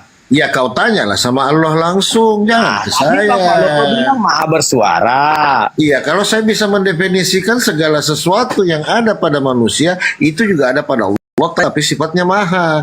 Ketika manusia bisa melihat, Allah maha melihat. Ketika manusia bisa mendengar, Allah maha mendengar. Kira-kira begitu lah. Bang Palopo dikatakan di situ bahwa Allah itu Kamis ya, tidak serupa dengan makhluknya. Lah kenapa Bang Palopo menyerupakan dengan makhluk? Loh, kata siapa sopo dengan makhluk? Nggak bisa diserupakan dengan makhluk. Nah, kalau manusia bisa mendengar, Allah bisa mendengar. Kalau manusia bisa berbicara, Allah bisa berbicara. Kalau manusia bersuara, Allah punya suara. Lah kalau saya bilang begini tunggu bang. Oke, saya compare ya. Yohanes 5:37. Dialah yang bersaksi tentang aku. Rupanya tidak dapat kau lihat dan suaranya pun tidak dapat kau dengar. Apakah di sini bisa kita definisikan bahwa Tuhanmu itu bisu? Kan tidak begitu, Bang. Ayo. Kami tidak mengatakan Tuhan kami bisu. Nah, itu ayatnya suaranya tidak dapat didengar. Orang yang tidak dapat didengar suaranya bisu atau tidak? Orang tertentu yang dapat mendengar. Saya tanya, orang bisu bisa nggak didengar suaranya? Hah? Tidak. Nah, berarti Tuhanmu bisu. Tetapi ada yang dapat mendengar suaranya. Suaranya tidak dapat Mana kau ada dengar. ayatnya gini Bang Palopo, Bang Mana Palopo. ada aku tambah-tambah. Bukan engkau yang memilih aku, tetapi aku yang memilih engkau. Nggak nyambung itu. Ya iya, dia yang memilih. Nah, tetapi kalau di ayat Anda mengatakan bahwa Allah itu tidak serupa dengan makhluk, ya, lesa kami selihi, ya. Makhluk itu apa? Dapat melihat, dapat mendengar, dapat berbicara. Berarti serupa dong. Oke, silakan Ustadz Sugi, Ya itu bedanya kalau makhluk itu nggak pakai maha. Kalau Allah pakai maha, Allah maha mendengar. Ustaz Sugi, Ya, jadi jangan dihilangkan kata mahanya itu. betul, maha. Karena kalau kata mahanya itu dihilangkan, maka dia sejajar dengan makhluk. Ustaz Sugi, maha. Ya, terus yang jadi masalah apa? Berarti dia mendengar, manusia juga mendengar. Maha mendengar, jangan cuma mendengar doang. Maha mendengar. Ustaz Sugi, manusia juga mendengar. Iya, tapi manusia tidak maha mendengar. Beda. Melihat, ya, berarti kan ada persamaan. Maksudnya gini, ada persamaan, ya. Ada persamaan. Samanya di mana antara maha dan biasa? Bagaimana bisa disamakan? Memang dia maha, tetapi sama-sama bisa mendengar. Dia Maha mendengar. Jangan gitu. dihilangkan ketika Kita tidak bersangkutan menghilangkan. dengan Tuhan harus disertakan kata maha. Gini Ustaz Sugi. Jangan Dia maha mendengar doang, nggak bisa. Ini Ustaz Sugi, kalau dia maha mendengar, ya, mendengar berarti dia maha, dapat mendengar semuanya, ya. Nah, kita juga dapat mendengar. Iya, tapi terbatas. Kalau Allah tidak terbatas, pendengarannya tidak terbatas. Bisa dengar, ya. Suara hewan bisa kita dengar, suara pesawat kita dengar. Suara kita dengar. Ada yang tidak bisa kita dengar suara hewan. Kalau Allah mendengar semuanya. Iya, tetapi kan kita bisa dengar. Iya, bedanya maha dan tidak. Itu Beda saja. seperti dikatakan Pak Lopo tadi, dia tuli, dia tidak mendengar. Mana Bang Polopo mengatakan tuli? Ya kalau dia bisu, dia nggak bisa bicara, berarti kan gitu kan? Nah, sama. Yang kalau dikatakan Bang Polopo itu di dalam kitabmu tadi dikatakan suaranya tidak bisa berarti didengar. Tidak sama. Nah, kan? kalau tidak bisa didengar bisu enggak? Benar juga itu. Iya, tetapi Anda mengatakan lais kami apa? Iya karena. Nah, Iya itu karena. tidak sama dengan makhluknya. Betul. Nah, tetapi sama. Samanya di mana? Bisa melihat berarti punya mata. Allah Maha melihat. Nah, di sini kesalahanmu. Kalau manusia melihat itu menggunakan indera, Allah Maha melihat, berarti dia tidak menggunakan indera. Dia melihat pakai apa? Nah, tidak tahu, itu Tuhan. Tidak tahu. Loh, makanya laisa kami sayun. Allah itu tidak seperti ciptaannya.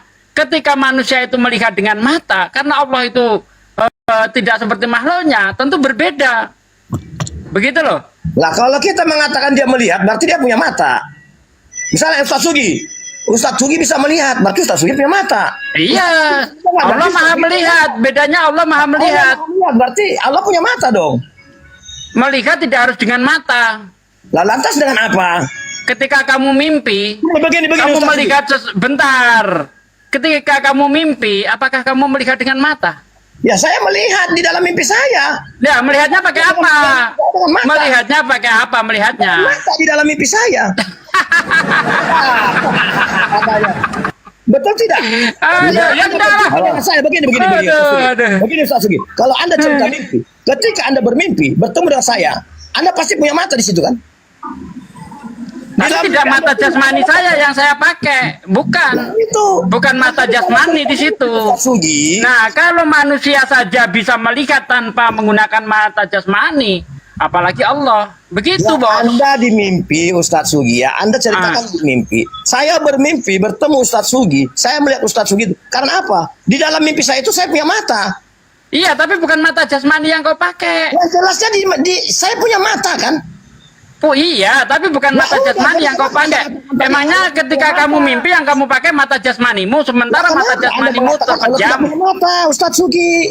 Emang kamu tidur itu matamu melek gitu? Ketika kamu tidur matamu melek. Saya tanya tadi Ustadz Sugi, Allah punya mata tidak? Ya tidak tahu Ustadz Sugi bilang. Nah, tetapi Anda sekarang menjelaskan bahwa punya mata hati. Kenapa beda jawabannya? Kok beda jawabannya? Kan sudah saya jelaskan. Allah itu maha melihat. Nah, saya apakah tanya, melihat itu harus dengan mata? Saya buktikan tidak. Apa contohnya ketika kamu hati? Aduh, ketika kamu tidur itu tidak melihat dengan mata jasmanimu. Mata jasmanimu terpejam. Memang kamu tidur melek. Lantas saya melihat dengan apa? Mata rohani. Nah, berarti Allah juga punya mata kan? Ya iya. Lah, Tapi kan matanya tidak. Allah itu tidak seperti, kan tadi saya jawab tidak tahu apakah mata Allah itu seperti mata kita. Ya tidak. Ya, saya Karena mengatakan laisa kami selihi sayun. Aduh. Laisa kami selihi sayun. Allah itu tidak seperti ciptaannya. Gitu loh. Yang jelasnya Ustaz Sugi yang saya katakan tadi, Allah punya mata, tidak ada mengatakan tidak tahu. Assalamualaikum. Saya nggak mengatakan Allah tidak punya mata. Yang bilang siapa? Mengatakan tidak tahu. Saya tidak tahu Terakhir bagaimana Anda mengatakan- matanya Allah. Nah, Anda Jangan terakhir dipelintir. mengatakan punya. Beda antara tidak punya mata dengan saya mengatakan tidak tahu itu beda. Iya, nah Ya. terakhir Anda mengatakan, terakhir saya tanya, punya mata punya. Dari tidak tahu. Melintir aja. Nah, Sudah dijelaskan. Waalaikumsalam warahmatullahi wabarakatuh. Sudah saya jelaskan bahwa Allah itu maha. Anda pasti mengatakan Ya. punya. Ya. Loh, memang Allah itu punya. Pertama Anda mengatakan tidak tahu. Ya. Terakhir saya Ya. tanya lagi. Tidak tak. Mimpi Anda Yang melihat saya dia? maksud tidak tahu itu bagaimana keadaan mata Allah itu. Nah, Itu terakhir yang Anda- tidak saya ketahui. Bentuknya seperti apa? Nah, itu saya nggak satu. tahu. Terakhir Gitu Anda loh. mengatakan punya. Lah memang punya. Yang bilang Wah, Allah berarti punya Anda siapa? sudah- Karena hadisnya mengatakan bahwa ketika ada orang bercerita tentang Dajjal, apa jawab Nabi? Dajjal itu matanya picak sebelah, sementara Tuhan itu sempurna. Nah, seperti itu. Makanya saya tidak Kalau mengatakan Dajjal Allah tidak punya. bisa. Bentar. Ustaz, Makanya makanya saya tidak mengatakan Allah tidak punya mata. Allah itu punya. Tetapi yang tidak saya ketahui bentuknya seperti apa, itu yang saya maksud. Paham? Matanya berapa Ustaz Sugi? Tidak tahu. Allah itu tidak ditanyakan seperti apa dia, tapi kita yang akan ditanya seperti yang dikatakan Bang Juma tadi itu. Assalamualaikum Gurunda Zuma. Waalaikumsalam warahmatullahi wabarakatuh. Masya Allah. Nah, ada gitu, Mas. Salam kenal Gurunda. Wih, Iya, salam salam kenapa? kenal. Bang Snow, kayaknya di Wahyu 5 ayat 6. Enggak Nah, usah. itu beda lagi itu. Pas itu sudah. Tuhanmu bermata 7 bertanduk 7. Pas Nah, sudah itu tulis. Nah, itu makhluk. di Kalau situ- Allah tidak seperti itu. bisa itu Anda Ya. tidak memahaminya, kan? Loh, itu jelas di situ Tidak dikatakan memahami. Apa yang dikatakan? roh Allah itu bertanduk 7 bermata 7. Iya. Itulah gambaran Tuhanmu. Dengar, Ustaz Sugi. Tuhanmu, Ustaz bentar. Sugi. Tuhanmu bisa digambarkan seperti lelaki tua yang duduk di atas kursi roda. Daniel 7 ayat 9. iya. Kalau Allah tidak bisa digambarkan seperti itu, tidak bisa. Ya, Kenapa Anda katakan tidak bisa? Kalau Anda mengatakan punya mata, ya berarti bisa digambarkan, berarti punya mata. Berapa matanya? Kalau dia bisa karena apa yang kita lihat, apa yang kita dengar, apa yang kita raba, semuanya itu makhluk. Apakah Sementara orang yang Allah bukan bisa makhluk, menggambarkan sehingga saya itu? tidak mampu menggambarkan keberadaan Allah. Gampang. Nah, sementara kalau di kitabmu, Tuhan Anda bisa digambarkan seperti lelaki jompo yang duduk di atas kursi roda. Daniel 7 ayat 9. Terserah Anda mau menggambarkan Loh. seperti Anda. Lah, bukan saya yang menggambarkan. Saya juga bisa Kitab menggambarkan. Anda yang menceritakan seperti Apa? itu. Jangan dipriming ke saya. Saya hanya mengatakan apa yang tertulis di dalam kitabmu, gitu loh. Saya juga bisa menggambarkan. Ustadz Suki, Apa mohon saudara? maaf. Ya, Saya sebetulnya sopir ambulans dari rumah Ah. sakit jiwa. Jadi saya mohon izin Saya- untuk kamu menjemput mengatakan saya pasien rumah sakit jiwa. menjemput Snow untuk pulang kembali ke kamar. Biasa. Mohon izin ya Gurunda semua, saya izin Ambil, jemput Snow ya. ambil. Ini nggak bisa lupa ini gimana ambil. Enggak. Lanjut aja. Lanjut. Santai aja. Cuman Tapi tunggu dulu. Kera punya mata, Anda punya mata. Boleh nggak saya mengatakan bahwa Anda dan kera itu sama? Oke, kalau Anda mengatakan begitu, saya punya mata, kera punya mata. Boleh nggak saya mengatakan, maaf Iya. ya, Allah itu sama dengan Iya. kera? Kenapa bisa? Sesuai dengan persepsi Anda. Loh, kan Anda yang mempersama-samakan tadi. Mungkin mengatakan Allah punya mata. Anda yang mempersamakan antara makhluk dengan Khalik. Saya Makanya tadi saya mengatakan, dengar Bang Zuma, dengar. Saya tadi mengatakan ya bahwa Allah itu tidak sama dengan makhluknya. Laisa kamislihi syai'. Betul. Nah, saya tanya Ustaz Sugi, apakah Allah bisa mendengar? Bisa. Apakah Allah punya mata? Apakah Allah bisa melihat? Bisa. Berarti Allah punya mata? Tidak tahu, kata dia. Terus dia tanya saya, oh berarti Allah bisa melihat tapi tidak punya mata. Nah, terus Ustaz Jadi Sugi, gini. dengar dulu Ustaz Juma. Saya luruskan. Nah, jadi di saat kamu kamu melihat tidak? Bukan luruskan, Dengar, bengkokkan. dengar, Jangan dengar, dipelintir, ini malah dipelintir kemana-mana. Parah ini orang. Saya ceritakan seperti yang Anda tanyakan tadi. Dengar, Yang saya kan tadi sudah saya katakan yang saya maksud. Saya tidak tahu itu bagaimana gambaran mata Allah itu seperti apa. Jangan dipelintir-pelintir. Allah seperti apa? Tenang dulu Ustaz Sugi. Saya nggak akan memelintir. Ya, saya nggak mau memelintir. Nah, terus Ustaz Sugi tanyakan, kalau kamu Aku ambil jaring ikan dulu ya. Aku ambil jaring ikan dulu ya. Buat jaring dia. Lanjut Ustaz Sugi. Gurunda lanjut Gurunda. Aku ambil jaring Iya, ikan dulu. cepat. Sebelum saya masuk. Jadi, Iya, dia tanya, gimana? kalau kamu mimpi, kamu bisa melihat tidak? Bisa, karena saya punya mata di saat saya mimpi itu kan. Nah, datang Ustaz Sugi, ya begitu. Allah itu punya mata, katanya. Lah tadi Ustaz Sugi mengatakan tidak tahu.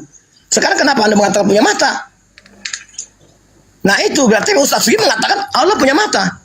Tidak tahu itu saya tidak artinya saya tidak mengatakan bahwa Allah itu tidak punya mata. Tidak tahu berartinya saya tidak tahu bentuk mata. Tidak tahu itu. Cuma Anda bernarasi lain. Boleh saya bicara? Ya silakan Bang Juma, silakan. Oke. Jadi ketika berbicara mengenai Allah Subhanahu wa taala, kita ingin mengetahui kemudian wujud daripada Allah, itu laksana meja yang ingin mengetahui bentuk yang membuatnya. Allah Subhanahu wa taala kemudian mengatakan apa? Alladzi lahu mulkus samawati wal ard wa lam yattakhiz walada wa lam yakul lahu syarik fil mulk wa khalaqa kulla syai' wa qaddara taqdira. Jadi Allah mengatakan yang memiliki kerajaan langit dan bumi, tidak mempunyai anak, tidak ada sekutu baginya dalam kekuasaannya, dan dia menciptakan segala sesuatu lalu menetapkan ukuran-ukurannya dengan tepat. Di ayat lain dikatakan begini, inna kulla syai' khalaqnahu biqadar. Sungguh Allah menciptakan segala sesuatu menurut ukuran. Nah, kita dicipta dengan ukuran kita, bisa melihat, bisa mendengar, bisa merasa, bisa berkarya. Siapa yang membuat itu bisa demikian? Allah. Jadi kesempurnaan manusia itu adalah cerminan kesempurnaan pencipta. Kesempurnaan alam semesta ini itu adalah cerminan dari yang mencipta. Sebuah bangunan itu maka itu adalah cerminan dari pribadi arsiteknya. Gambarnya bagus, itu cerminan dari yang arsiteknya merancangnya. Ketika kemudian bangunan itu jelek, maka itu cerminan daripada yang membuatnya. Alam semesta ini sempurna, itu cerminan daripada yang menciptakan. Manusia itu dicipta dalam bentuk sempurna, itulah cerminan daripada yang menciptakan. Nah, ketika dikatakan Al-Quran, laisa kamislihi syai', tidak ada yang serupa dengan Allah, sama seperti di dalam Yeremia 10 nomor 6, tak ada sesuatu apapun baik di langit maupun di bumi yang serupa dengan Allah. Lalu bagaimana dengan Allah melihat? Lalu bagaimana kemudian manusia Allah itu mendengarkan? Ini cerminan. Kita mampu mengatakan kata melihat karena kita memiliki unsur yang diasalkan dari kesempurnaan kemahamelihatan Allah. Kita bisa berkata itu disebabkan karena unsur yang menciptakan kita maha berkehendak. Kita bisa mendengarkan itu karena cerminan daripada kemahamendengaran yang menciptakan kita. Jadi kesempurnaan diri ini itu cerminan daripada keutuhan kesempurnaan daripada yang mengadakan kita. Jadi kalau dikatakan Tuhan itu melihat, manusia melihat, tidak bisa disetarakan dengan melihatnya Tuhan dengan melihatnya manusia. Oh, berarti Tuhan itu punya mata. Siapa bilang? Ya karena kita melihat. Yang Anda ukur itu kan manusia. Manusia bisa melihat karena ada mata. Oh, Tuhan bisa melihat karena ada mata. Itu lucu. Karena maha melihat dengan melihat itu beda. Tuhan maha melihat, kemudian dia menciptakan makhluk untuk melihat. Maka Tuhan menciptakan mata untuk memiliki dimensi melihat, mengetahui hal di luar dirinya dengan mata. Maka Tuhan menciptakan itu. Apakah pada diri Tuhan itu ada unsur ciptaan? Pada dirinya tak ada. Berarti pada dirinya tak ada mata seperti mata yang kita miliki. Tapi kalau dikatakan maha melihat, jelas. Karena cerminan daripada ciptaan yang bisa melihat ini, itu adalah bias dari kemahamelihatan Tuhan. Kenapa manusia bisa hidup? Karena itu adalah bias daripada Allah yang maha hidup. Itu yang perlu dipahami oleh saudara Kristen yang tadi. Jadi pada diri Allah tidak ada dikatakan punya mata seperti kita, tapi pada diri Allah ada unsur maha melihat. Bagaimana Allah melihat? Apakah menggunakan mata? Makhluk melihat menggunakan mata. Allah melihat menggunakan apa? Laisa kamitslihi syai'. Tak ada yang bisa menyentuh hakikat itu. Tak ada yang bisa kemudian memberikan analogi seperti itu. Kecuali kalau orang yang datang, anak kecil, anak TK bertanya ke kita, Tuhan itu melihat? Ya.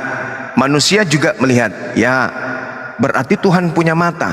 Kita boleh menjawabnya, ya. Kalau anak TK, kenapa bisa demikian? Karena dimensi otak maksimal ketika dia berkata itu dilihat dari kematangan berpikir. Kalau anak kecil yang bertanya seperti itu wajar. Tapi kalau orang yang sudah dewasa pertanyaannya kayak begitu, itu sudah tidak wajar.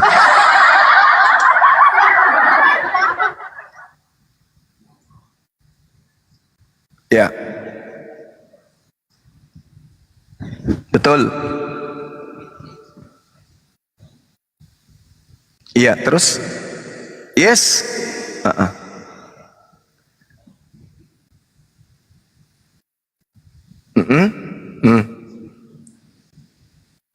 Terus yang Anda pahami?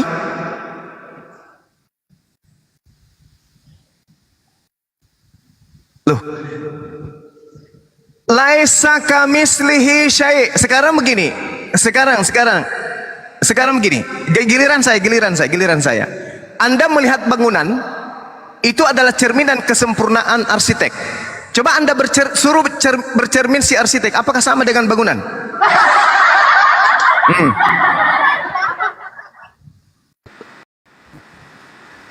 Ya. Lah, tadi kan saya sudah mengatakan itu. Kesempurnaan daripada sebuah bangunan cerminan daripada kesempurnaan ilmu daripada arsitek. Arsitek. Ya, betul. Itu betul. Nah, sekarang kenapa Anda menyamakan kemudian dekat Tuhan dengan diri Anda? Udah. Kenapa ini? Kenapa kayak orang emosi ini? Kenapa? Bang Zuma, izin dulu. Bang Snow, Laiku Snow, coba kalau bisa turun dulu, baru naik kembali karena suaranya Laiku Snow itu tidak didengar sama teman-teman yang di bawah. Suaranya yang di bawah nggak dengar, suaranya dapat didengar, rupanya tidak dapat dilihat. Terus. Enggak. Di bawah nggak dengar tuh, di bawah. Jadi memang yang di bawah nggak dengar. Beda memang kalau kita berbicara dengan makhluk yang menyembah sesamanya makhluk, beda memang. Karena Tuhannya dipersamakan. Snow, turun dulu Snow. Tuhan kami itu tidak bisa Anda paksakan seperti dewa sembahan Anda, nggak bisa. Pan, kasih moderator gua Pan. Nggak bisa. Nggak ada. Kamu turun dulu, setelah itu naik lagi gitu loh. Paham bahasa Indonesia nggak sih? Ya udah, sekarang turun, ntar naik lagi. Jangan Anda paksakan Tuhan kami sama seperti Tuhan Anda, Tinggal turun terus naik lagi, apa susahnya sih? Iya, sombong amat mentang-mentang Tuhannya kelihatan.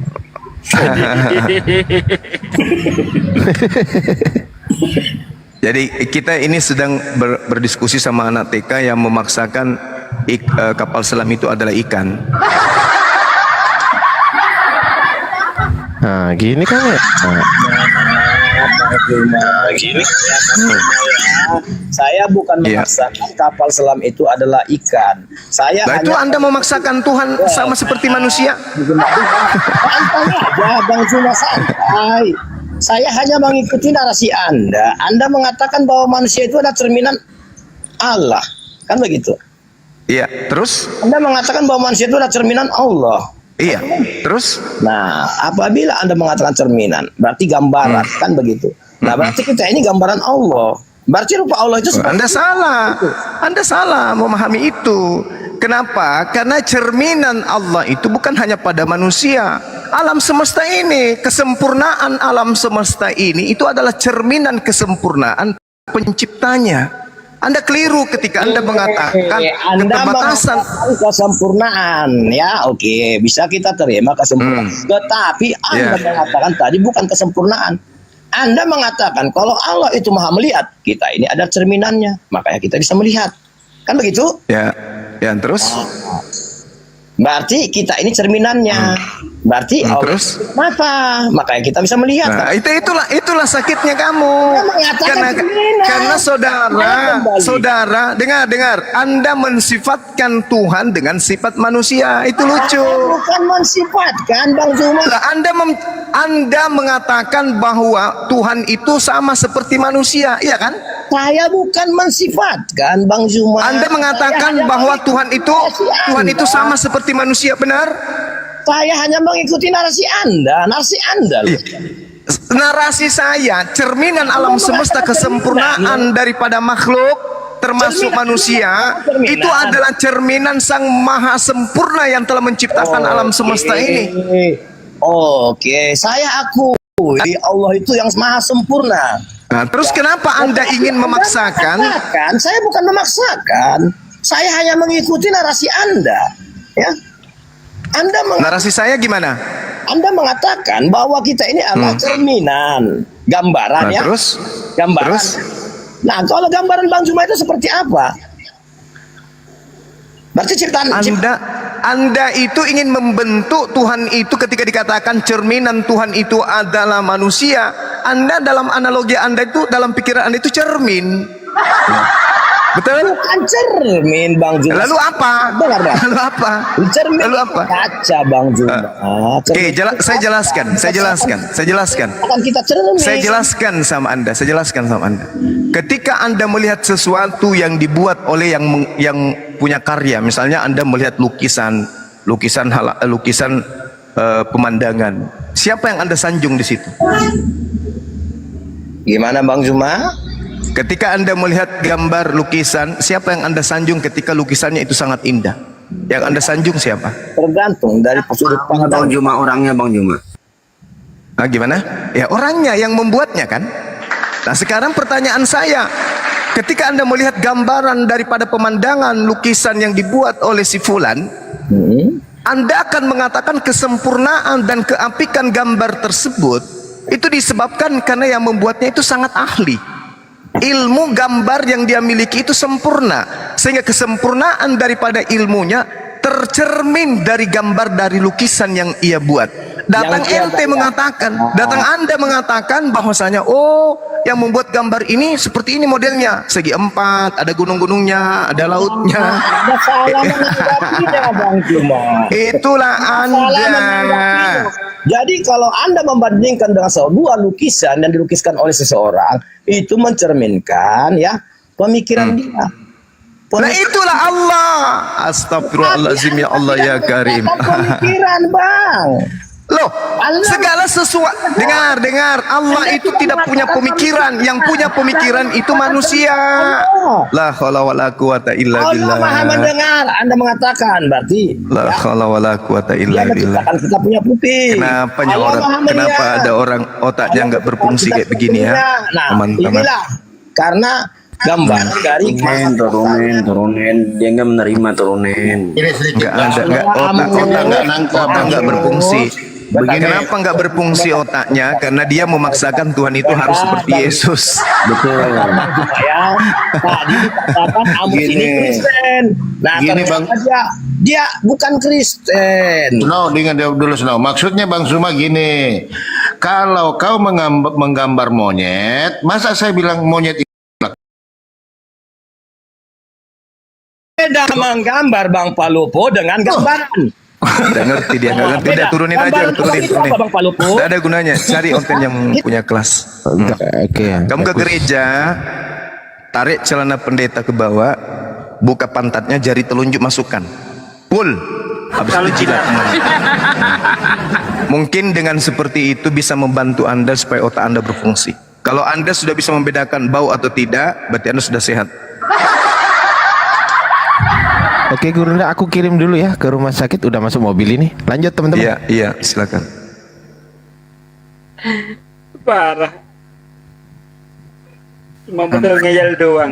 Ustaz Sugi, Mas Ardiansa, Uni Rifa, Bang Palopo, Ustadz Iya, Assalamualaikum. lagi. Santos, pokoknya semua gelar ada. Lanjut guru-guruku semua, Masya Allah. Gimana kabarnya Ustadz? Gimana kabarnya Bang Mutuh, Bang Palopo? Alhamdulillah, sehat-sehat. Alhamdulillah ya. Lanjut. Ya. Amos, Sama mungkin ada Amos. lagi. Amos saja apa Palopo Amos. Amos, mungkin ada yang mau ditanya-tanya lagi, Amos, silakan, Dinda. Oh ada. Gini ada yang sama ketemu syair kayak gini. Awaludin ma'rifatullah. Awal agama itu mengenal Allah itu gimana? Kenapa dalam Islam itu diajarkan pada anak sholat. Iya. Jadi Rasulullah Muhammad sallallahu alaihi wasallam itu mengajarkan tentang tauhid. Tauhid itu mengesahkan Allah. Tak ada sekutu, tak ada Tuhan, tak ada sembahan, tak ada pencipta, tak ada khalik selain daripada Allah. Itu 13 tahun lamanya. Hanya itu aja yang diajarkan oleh Rasulullah. Mentauhidkan Allah, mengesahkan Allah. Para nabi itu mengajarkan poin ini yang terpenting.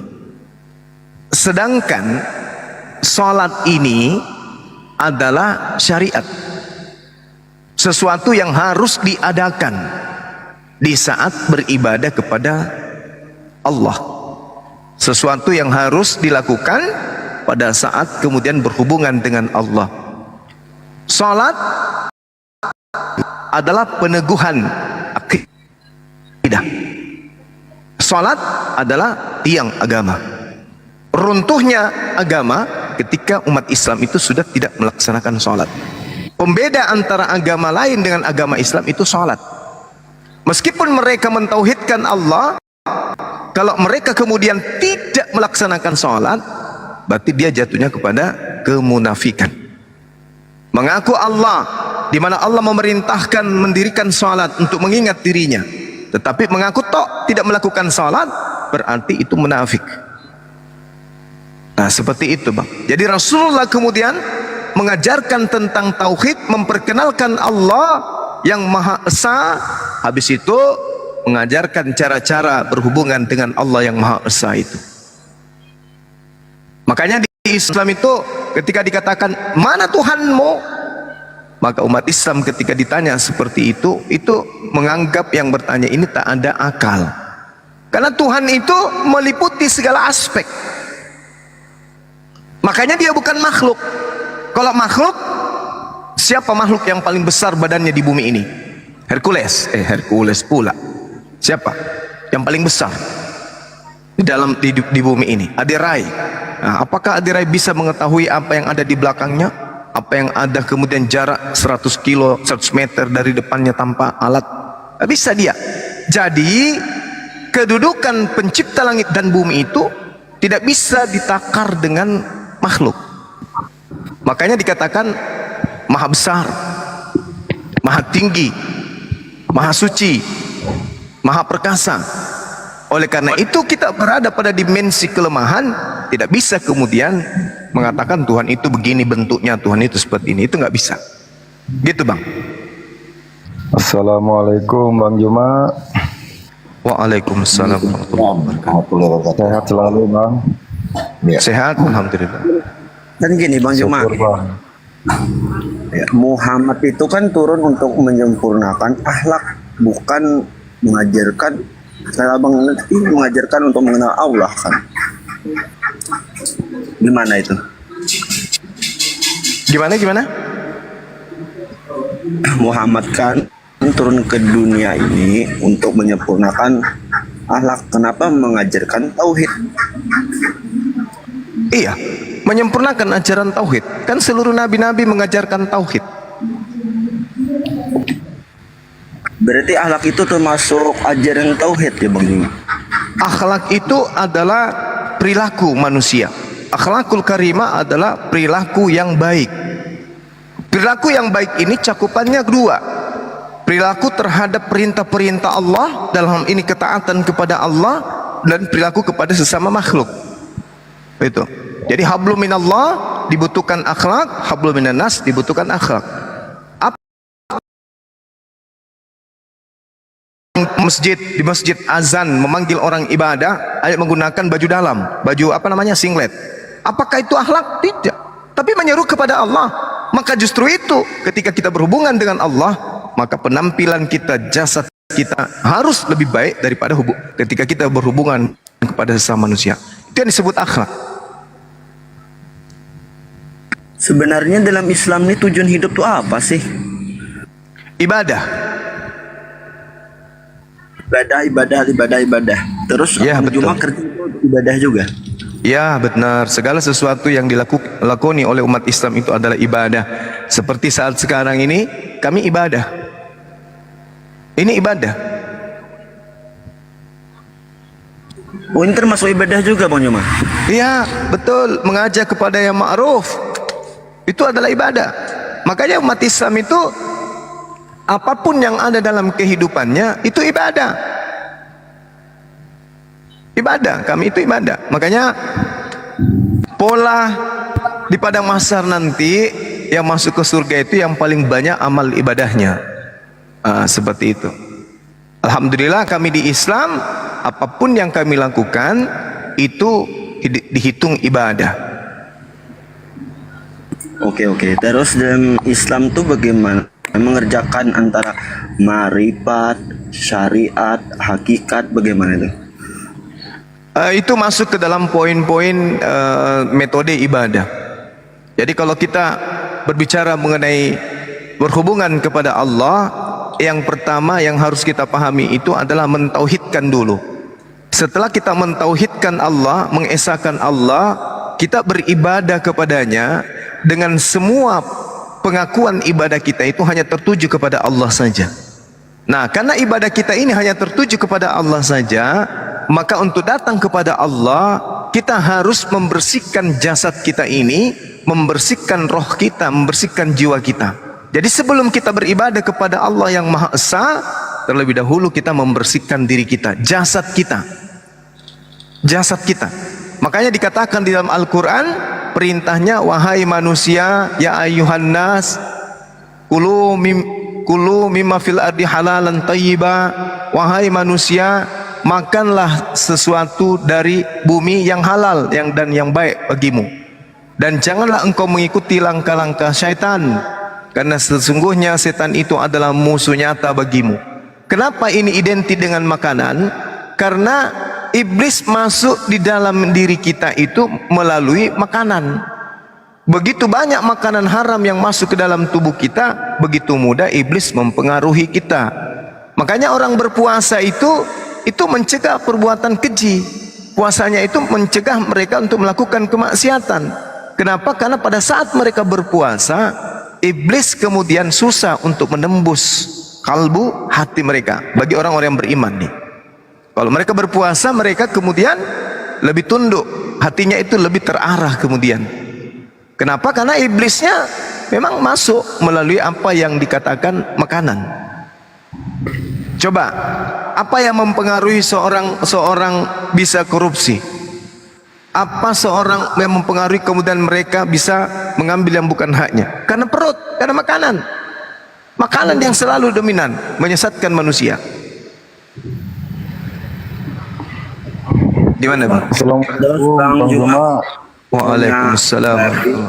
Kalau Bisa babi, bertanya nggak, Bang? anjing itu haram, untuk apa diciptakan Allah kalau tidak dimakan? Ya, sebagai data untuk ibadah kepada Allah. Sebagai ujian. Ya, ujian. Kita menahan diri dari memakan makanan yang diharamkan itu ibadah. Itu ibadah. Itu ujian. Kita diuji di atas muka bumi ini. Bukan kita dicipta begitu saja lantas kita hidup seperti hewan, tidak. Kita diuji dengan kesempurnaan tubuh kita ini, dengan akal kita ini, maka apa yang diciptakan oleh Allah itu tidak semuanya kemudian boleh kita makan. Sebagai ujian, maka jangan makan babi, itu haram bagimu. Bagaimana caranya Allah melarang jangan makan babi, itu haram bagimu, kalau babinya tidak diciptakan? Karena Allah menciptakan dulu tuh, diciptakan babi, habis itu jangan kau makan karena itu haram bagimu. Nah, sama seperti perempuan. Untuk apa perempuan diciptakan kalau bukan untuk kita itu? Betapa banyak perempuan di samping Anda. Kenapa Anda tidak nikmati semuanya? Kenapa? Bang Juma, boleh bertanya? Bang. Hah? Bisa Gimana? boleh Kenapa? nanya? Saya kebetulan saya Kristen. Mau, Bang. Iya, silakan, Bang. Permisi ya buat semuanya kawan-kawan saudara-saudaraku. Kebetulan saya satu keluarga, kan berbeda-beda nih. Iya, Bang. Kami ini 5 bersaudara, itu diambil dari agama turunan, yaitu agama turunan dari orang tua. Nah, berhubung kalau di Muslim ya, itu kami dikasih pilihan buat ngikut menurut keyakinan yang dipercayai. Dan kebetulan 2 dari antara kami masuk Muslim. Pertama abang saya dan terakhir adik saya cewek tuh. Nah, pertanyaan saya, menurut Bang Juma sebagai kaum Muslim, apa sih pendapat kalian, pendapat Bang Juma, saya ini sebagai Kristen ini seperti apa sih? Apakah kaum yang salah memeluk agama? Soalnya saya kalau bicara sama Muslim itu selalu Kristen itu salah melulu, ini salah, menyembah berhala ini salah, padahal agama tertua, agama pertama sebelum Muslim itu yaitu Kristen. Itu pertama Bang Juma, nanti kedua nanti setelah saya dengar jawaban dari Bang Juma. Terima kasih. Baik, mohon izin ya teman-teman sekalian. Jadi gini, Bung, ketika saya ditanya sebagai Muslim, maka rujukan saya itu selalu kepada yang tertulis dalam Al-Quranul Karim. Kenapa Kristen ini selalu dibahas? Karena Al-Quran memang membahasnya. Wujud kesempurnaan kasih sayang pencipta kita, sehingga mewahyukan Al-Quran untuk memberikan peneguhan bahwa ini keliru, ini yang benar. Wa qulil haqqu mir rabbikum. Barang siapa kemudian ingin beriman silakan, yang mau kafir silakan. Kebenaran itu semuanya sudah datang dari Allah.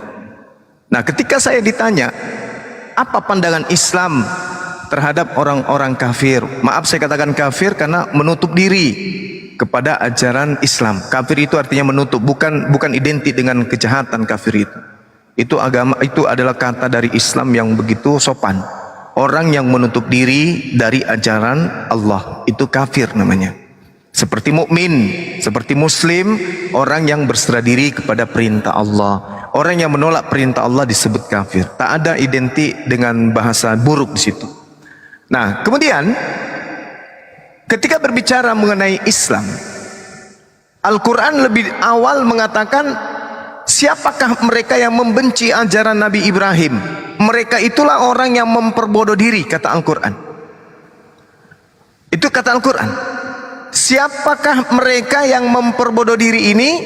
Adalah mereka yang membenci ajaran Abraham atau Ibrahim. Maka muncul kemudian pertanyaan, emang Abraham ini ajarannya apa? Siapa yang membenci kemudian ajaran Nabi Ibrahim ini?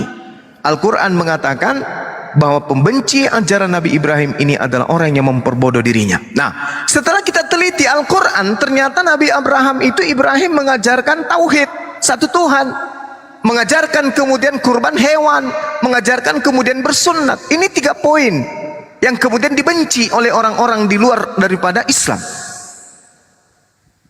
Sedangkan di dalam kitab Kejadian milik orang Kristen, Kejadian 12 nomor 3, gitu ya. Aku Tuhan akan mengutuk siapapun yang mengutuk engkau Abraham, dan memberkati siapapun yang memberkati engkau Abraham. Ini dalil, Bung. Al-Quran mengatakan itu, kitab yang ada di dalam kitab Kejadian juga menyatakan itu. Umat Islam mengikuti apa yang diajarkan oleh Nabi Ibrahim, tauhid satu Tuhan, yaitu Tuhan yang datang menyatakan diri kepada Abraham, Ishak dan Yakub.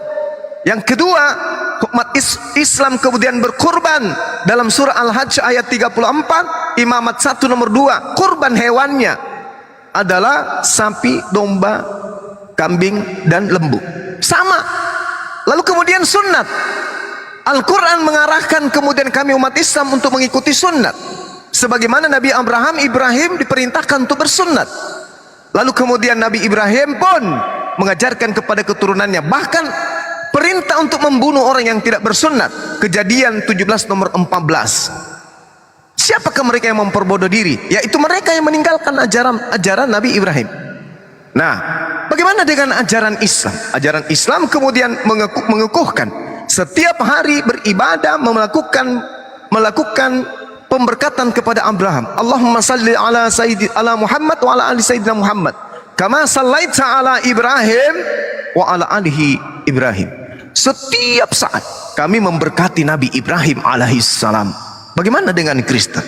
Di Kristen itu, Bang, kalau kita berdebat dengan orang Kristen, hujatan, kutukan terhadap Nabi Ibrahim itu beruntun mereka katakan. Contoh, mereka mengatakan Nabi Ismail anak haram, Nabi Ismail anak yang tidak sah, Nabi Ismail adalah anak budak.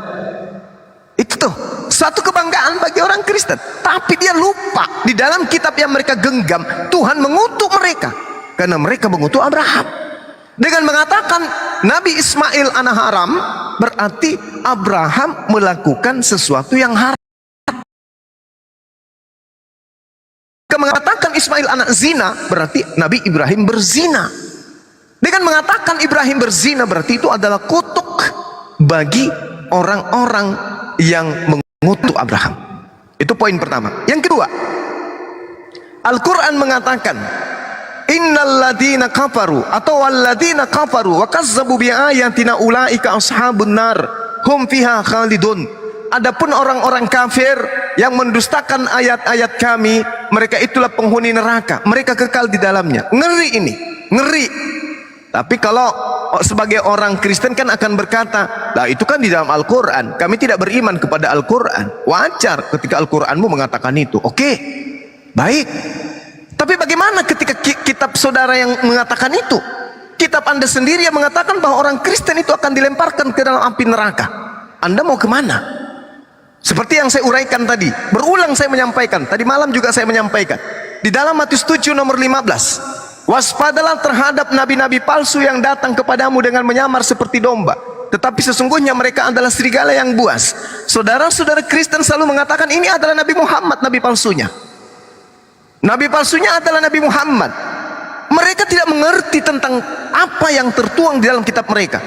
Di sini Yesus berbicara dengan manusia yang hidup pada abad pertama. Bagaimana mungkin Nabi Muhammad pergi menemui orang-orang yang hidup sesama dengan Yesus? Itu mustahil.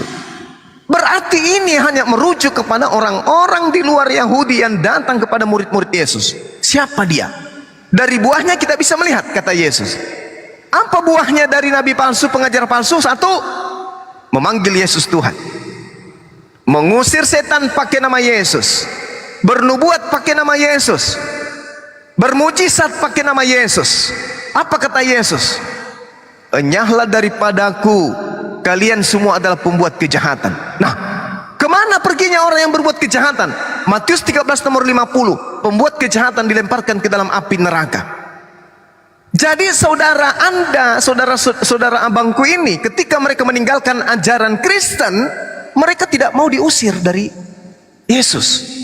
Kenapa? Matius 7 nomor 15 sampai nomor 27 sekalipun dibaca satu perikop, yang memanggil Yesus Tuhan adalah Kristen, yang bermujizat pakai nama Yesus adalah Kristen, yang mengusir setan pakai nama Yesus adalah Kristen, yang meramal, yang bernubuat pakai nama Yesus adalah Kristen.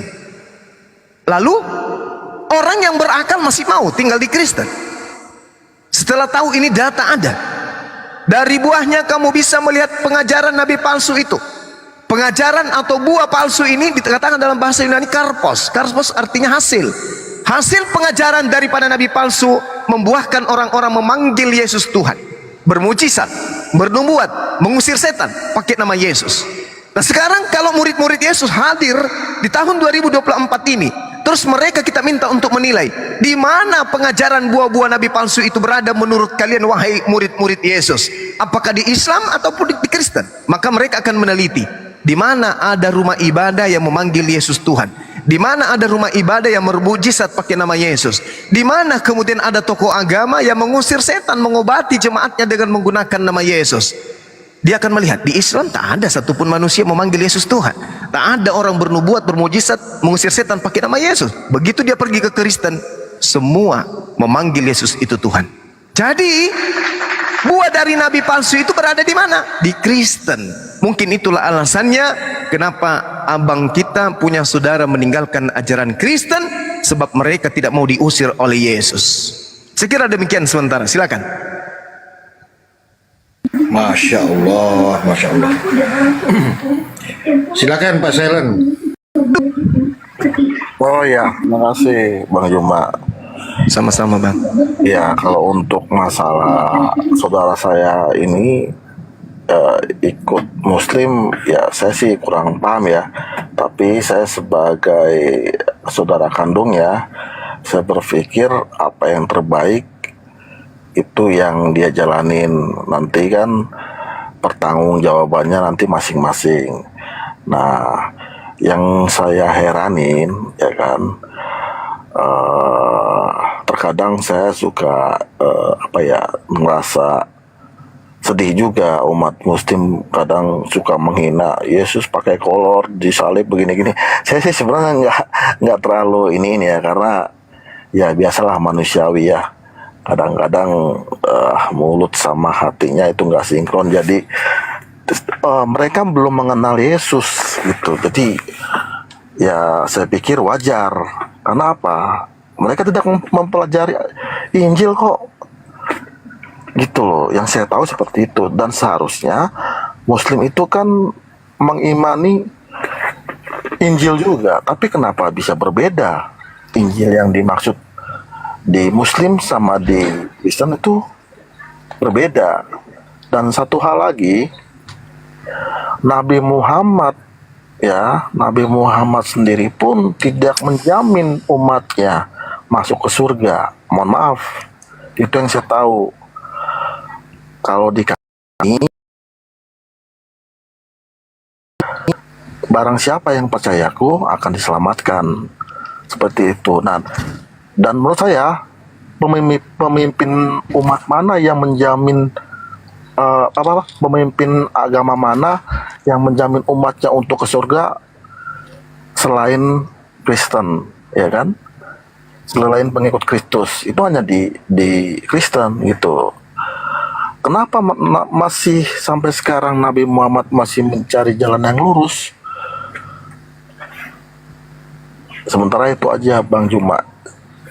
Oke, baik. Jadi ini kebalikannya. Yang saya uraikan tadi itu justru warisan untuk Kristen, yaitu neraka. Kok kebalik? Semakin benar apa yang dikatakan oleh Al-Quran, bahwa orang-orang kafir itu ketika dibacakan disampaikan sesuatu kebenaran, mereka tidak mendengarkan. Mereka kemudian menganggap apa ya? Yang kita sampaikan itu hanya suara, tidak ngerti apa yang sedang yang kita sampaikan itu dia tidak dengar. Al-Quran mengatakan itu dengan sangat jelas dalam surah Al-Baqarah ayat 171. Padahal tadi saya sudah menjelaskan, Kristen ini diwariskan neraka oleh Yesus. Dalilnya Matius 7 nomor 15 sampai nomor 23. Tapi abang ini justru merasa dijamin surga. Kan aneh. Berarti Al-Quran makin benar. Summum bukmun umyum fahum la yaqilun. Mereka itu tuli, bisu dan buta, maka mereka tidak mengerti. Tadi saya membacakan loh dalilnya. Tanda-tanda orang yang diusir ke neraka adalah memanggil Yesus Tuhan, bernubuat menggunakan nama Yesus, mengusir setan pakai nama Yesus, bermujizat pakai nama Yesus. Tapi dengan pedenya saudara saya mengatakan kami dijamin surga. Gimana ceritanya nih? Ini Al-Quran kok semakin benar ini. Wa masalul latina kafaru kamasalil latiyan iku bima la yasmau illa du'a wa nida. Seperumpamaan umat Islam menyeru kepada saudara-saudaranya yang kafir seperti seorang gembala yang meneriaki hewan. Mereka mendengarkan suara, mereka mendengarkan teriakan, tapi tidak mengerti apa kandungan dari teriakan itu. Seperti misalnya sapi dipanggil, "Sapi, ke sini, jangan di situ, panas." Sapinya hanya nengok, mendengar suara tapi tidak mengerti. Saya bacakan dalil Matius 7 nomor 15 sampai nomor 23. Tanda-tanda orang yang akan diusir Yesus ke neraka. Satu, memanggil Yesus Tuhan, bernubuat pakai nama Yesus, mengusir setan pakai nama Yesus, bermujizat pakai nama Yesus. Masih kurang nyata yang saya jelaskan. Wah, Bang Zuma kena ini. Monitor Papalopo Bang Zuma. Siap. Kena ini. Tolong. Sedikit ya. Itu tadi katanya ketika orang Islam mengatakan Yesus pakai kolor itu dikatakan menghina. Padahal sebenarnya tidak. Karena memang itulah yang digambarkan di dalam kekristenan. Bukankah Yesus disalib itu pakai kolor? Itu sebenarnya juga tipuan ya ketika Yesus dipakein kolor itu, Bang. Karena pada faktanya kalau kita lihat di dalam Bible itu, Yesus itu disalib telanjang. Kenapa saya katakan telanjang? Karena yang dibagi-bagikan itu kitona. Ya, tapi diartikan jubah di dalam bahasa Indonesia, dalam bahasa Yunani kitona. Kitona itu pakaian dalam. Dan itu dibenarkan oleh pendeta Esra Soru. Esra Soru mengakui Yesus disalib telanjang. Itu tidak termasuk hujatan. Sebenarnya itu ya sedang memberitahu kalian bahwa Yesus itu disalib pakai kolor, itu yang tergambar. Kalau ada fakta, ada data yang menunjukkan, itu tidak bisa dikatakan menghujat, Bang. Gitu loh. Ini Bang Juma udah naik, lanjut Bang Juma. Iya. Sedangkan umat Islam itu justru dijamin surga. Jaminan surganya jelas. Umat Islam itu mewarisi surga. Dalilnya ada, nggak bisa diragukan. Karena ada ayatnya di dalam Al-Quran yang menarasikan itu dengan sangat jelas. Bagaimana kemudian diterangkan di dalam surah Al-Mu'minun. Kada aflahal mu'minun. Sungguh beruntunglah orang-orang yang beriman. Alladzina hum fi sholatihim khashi'un. Yaitu mereka yang melaksanakan sholat. Walladzina hum anil lagwi mu'ridun. Yang menjauhkan diri dari perbuatan yang tidak berguna. Walladzina hum lizzakati fa'ilun. Orang yang menunaikan zakat. Walladzina hum li furujihim hafizun. Orang yang memelihara kemudian kemaluannya. Lalu kemudian Allah mengatakan apa? Ulaika hum warithun. Ulaika humul warithun.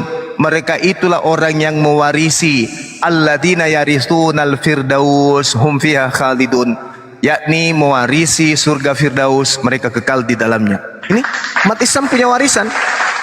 Tak ada yang boleh ganggu gugat ini. Umat Islam diberikan warisan berupa surga, bukan lagi bumi, bukan langit, tapi surga menjadi warisan umat Islam. Jelas dalil. Yesus juga punya warisan untuk Kristen, tapi sayang sekali yang diwariskan neraka. Kembali lagi Matius 7:15 nomor 23. Tak ada satupun Kristen yang bisa lolos di situ. Semua Kristen diwariskan neraka. Enyahlah daripada aku, kalian semua adalah pembuat kejahatan. Jadi mau kemana? Pantaslah kemudian kalau banyak yang mualaf setelah mengetahui itu. Wah, ternyata kita dikasih warisan neraka oleh Yesus. Enyahlah daripada aku, kalian semua adalah pembuat kejahatan. Jadi mau kemana? Ya ke Islam, karena di Islam ada warisan. Warisan apa? Surga Firdaus. Kalau saya mau masuk Kristen, saya menyembah Yesus, mana jaminan surganya menyembah Yesus? Tak ada. Mana jaminan surganya ibadah minggu? Tak ada. Mana jaminan surganya makan babi? Tak ada. Mana jaminan surganya kemudian tidak bersunat? Tak ada. Justru yang ada, begitu masuk Kristen, masuk dalam kelompok yang mewarisi neraka. Itu dalil. Saya kira begitu, saudara. Silakan. Subhanallah. Saya potong sedikit Bang Suma. Tadi ada yang dibawa narasi Pak Sailen bahwa barang siapa yang mengikuti aku kan dan selanjutnya. Mungkin di sini salah mereka memanai Ustaz Suma. Jelas Sebagai salah. apa gitu kan? Ya, silakan. Iya. Jadi Yesus mengatakan begini di dalam Yohanes 14. Apa yang kemudian Yesus katakan di sana? Tetapi supaya dunia tahu bahwa aku mengasihi Tuhan dan bahwa aku melakukan segala sesuatu yang diperintahkan Tuhan kepadaku. Yesus mengatakan itu supaya dunia tahu, supaya orang Indonesia tahu bahwa aku mengasihi Bapa, bahwa aku melakukan segala sesuatu seperti yang diperintahkan Bapa kepadaku. Bangunlah, marilah kita pergi dari sini. Yesus melakukan segala sesuatu yang diperintahkan oleh Bapa. Apa yang diperintahkan Bapa kepada Yesus? Perjanjian lama, hukum Taurat. Lalu kemudian Yesus mengatakan dalam Yohanes 10 nomor 27, aku mengenal pengikutku, mereka mendengarkan aku dan mengikuti aku. Nah, sedangkan di dalam kitab saudara dikatakan di dalam 1 Yohanes 2 nomor 6, di situ sangat terang dikatakan bahwasanya barang siapa yang mengaku bahwa dirinya hidup di dalam Yesus, maka dia wajib hidup sebagaimana Yesus hidup. Itu perkataan Yesus tuh, perkataan kitab saudara tuh. Barang siapa mengatakan bahwa ia ada di dalam Yesus, maka dia wajib hukumnya hidup seperti sebagaimana Yesus hidup. Nah, Yesus hidup itu sebagai orang Yahudi. Yesus hidup tunduk di bawah hukum Taurat. Galatia 4 nomor 4. Kisah para Rasul 4 nomor 27 sampai nomor 30. Jelas Yesus hidup di bawah hukum Taurat. Dia tunduk berserah diri kepada Allah. Nah, sedangkan 1 Yohanes 2 nomor 6, barang siapa mengatakan bahwa ia ada di dalam Yesus, maka dia wajib hidup sama seperti Yesus hidup. Bagaimana Yesus ketika hidup? Apakah dia makan babi? Tidak. Apakah dia ibadah minggu? Tidak. Apakah dia menyembah manusia? Tidak. Apakah dia tidak bersunat? Tidak. Apakah dia masuk ke gereja? Tidak. Lalu bagaimana dengan Kristen? Jauh apa yang dilakukan oleh Yesus, apa yang dilakukan oleh Kristen bertolak belakang. Di dalam Yohanes 14, Yesus mengatakan barang siapa yang mengasihi aku, dia juga akan melakukan pekerjaan-pekerjaan yang aku lakukan. Nah, Yesus melakukan pekerjaan sebagai seorang Muslim, bukan seperti seorang kafir, orang Kristen. Tidak. Yesus tidak pernah mempraktikkan hidup seperti Kristen, tapi Yesus justru mempraktikkan hidup seperti Muslim, seperti Islam.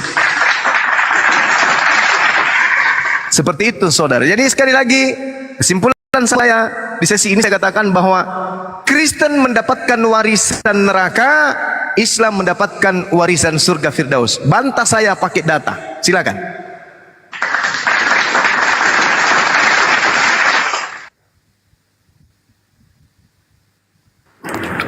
Oke, terima kasih Bang Juma. Sama-sama, Bang. Ya, kalau untuk data mungkin saya kurang lengkap ya, karena saya di sini sih jujur bukan mau mencari kebenaran. Ya, emang mungkin kalau memang kebenaran itu ada di pihak Muslim, ya silakan, nggak apa-apa. Yang penting maksudnya ya susah sih ya kalau untuk ini udah jelas berbeda ya antara Kristen dan Muslim, kan emang berbeda, sulit mau dibawa sampai kemanapun nggak ketemu gitu ya. Tapi nggak apa-apa sih, saya terima pengertiannya itu, dan saya akuin Bang Juma untuk data-datanya valid ya menurut Bang Juma.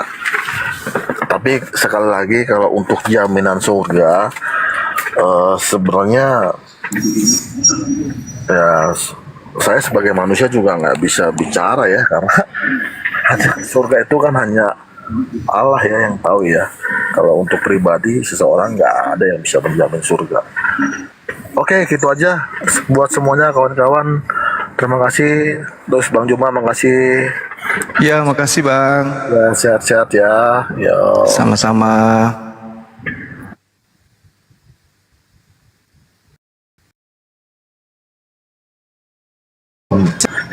Jadi di situ salah memaknai Gurunda, bahwa mengenal Kristus itu kan kita harus tahu dulu kan, mengenal Yesus itu sebagai apa kan?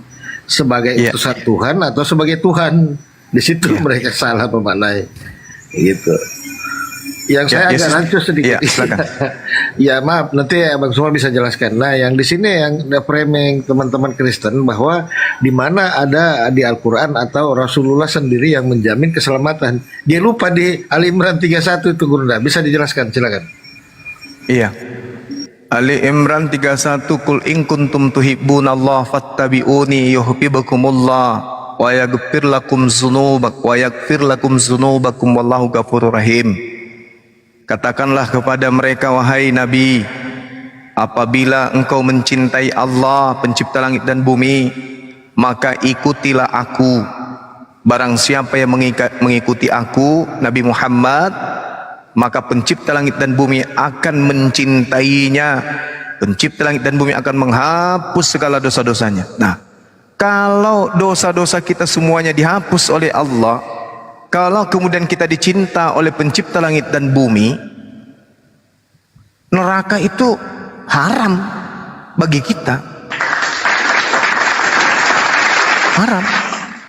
Karena kita dicintai oleh yang maha pencipta, yang maha pengasih, yang maha penyayang, mencintai kita. Dikarenakan kita ikut kepada kekasihnya, Nabiullah, baginda Rasulullah Muhammad sallallahu alaihi wasallam. Itu dalil Al-Quran. Sama seperti dalam kitab mereka juga. Inilah anakku yang kukasih, kepadanya aku berkenan, dengarkanlah dia. Barang siapa yang percaya kepadanya akan diselamatkan, barang siapa yang tidak percaya kepadanya akan dihukum karena dosanya. Sama. Permasalahannya adalah ajaran Islam seia sekata dengan ajaran Yesus.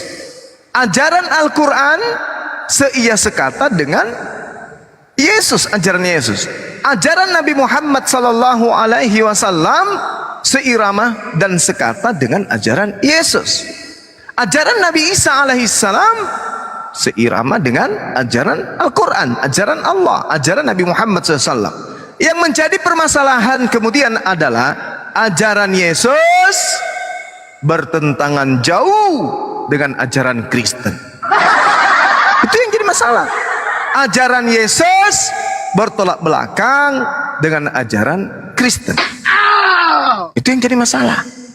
Tetapi Kristen selalu mengaku sebagai pengikut, selalu mengaku sebagai murid, selalu mengaku sebagai anak-anaknya Yesus, tanpa dia menyadari bahwa dengan mereka melakukan kekristenan setiap saat, justru semakin nyata kebenaran Al-Quran itu. Semakin nyata kebenaran Al-Quran yang mengatakan bahwasanya mereka orang-orang kafir ini hanya mengada-adakan hukum di dalam beragama. Mereka kemudian hanya melakukan satu tindakan prosesi hanya berdasarkan terhadap angan-angan dan apa yang mereka dengarkan dari nenek moyang mereka. Wala taqfu ma laysa laka bihi ilmu, inna sam'a wal basar wal fuada kullu ulaika kana anhu mas'ula.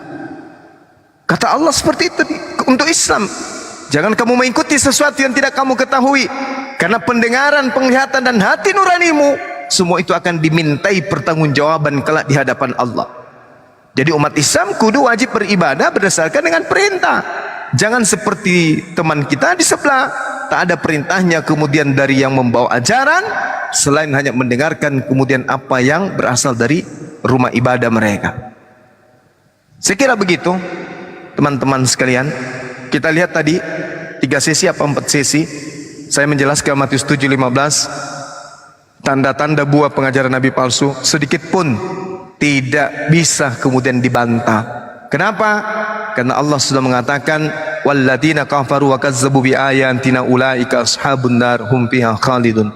Adapun orang-orang kafir, orang-orang yang menutup diri, akalnya, matanya, telinganya, hatinya, lalu kemudian mendustakan ayat-ayat kami, mereka itu penghuni neraka, mereka kekal di dalamnya. Itu Al-Quran yang menarasikan dengan sangat jelas seperti itu. Apa yang terjadi kemudian? Kenapa mereka tidak mau mendengarkan apa yang saya sampaikan di dalam Matius 7 nomor 15 ini yang seirama dengan Al-Quran tadi? Karena mereka hanya mengikuti ajaran dari nenek moyang mereka. Mereka hanya mendengarkan apa yang berasal dari nenek moyang mereka. Sehingga kata Allah, nanti di neraka mereka akan saling mengumpat satu sama lain, mengutuk satu sama lain. Kenapa dulu waktu di dunia saya tidak mendengarkan? Kenapa dulu waktu bertemu dengan Bang Suma dan apologet lain saya tidak mau mengikuti? Sekarang menyesal. Apalagi tujuannya menyesal kalau sudah ada dalam neraka. Hebatnya Al-Quran, karena penyesalan orang-orang kafir itu diceritakan oleh Al-Quran, sehingga orang yang menggunakan akal yang mendengarkan ayat-ayat suci Al-Quran ini pasti akan berpikir, kok bisa ya Al-Quran menarasikan seperti itu, menceritakan tentang keadaan orang-orang kafir setelah mereka nanti di alam di neraka. Kenapa dulu kita tidak mendengarkan ya? Kenapa dulu kita tidak mendengarkan para apologet Islam? Tentu kita tidak di neraka sekarang ini. Itu dinyatakan oleh Al-Quran itu. Jadi kesimpulan kita adalah Al-Quranul Karim dalam hal ini umat Islam mewarisi surga Firdaus, sedangkan saudara-saudara kita Kristen berdasarkan Matius 7:15 nomor 15 sampai nomor 23, mereka mewarisi neraka jahanam. Demikian. Masya Allah. Cuman gini, ada sedikit lagi Bang Suma, maaf, yang selalu dipremis teman-teman kita Kristen bahwa umat-umat Muslim ini ya pasti masuk neraka. Padahal ini kan sudah berulang-ulang kali dipahami tentang Maryam 71, surah Maryam 71 itu Bang Suma. Lalu mereka kan tidak membaca dalil selanjutnya. Ini mungkin masih ada perlu penajaman tentang surah Maryam 71 ini, Gunda, silakan. Oke, baik.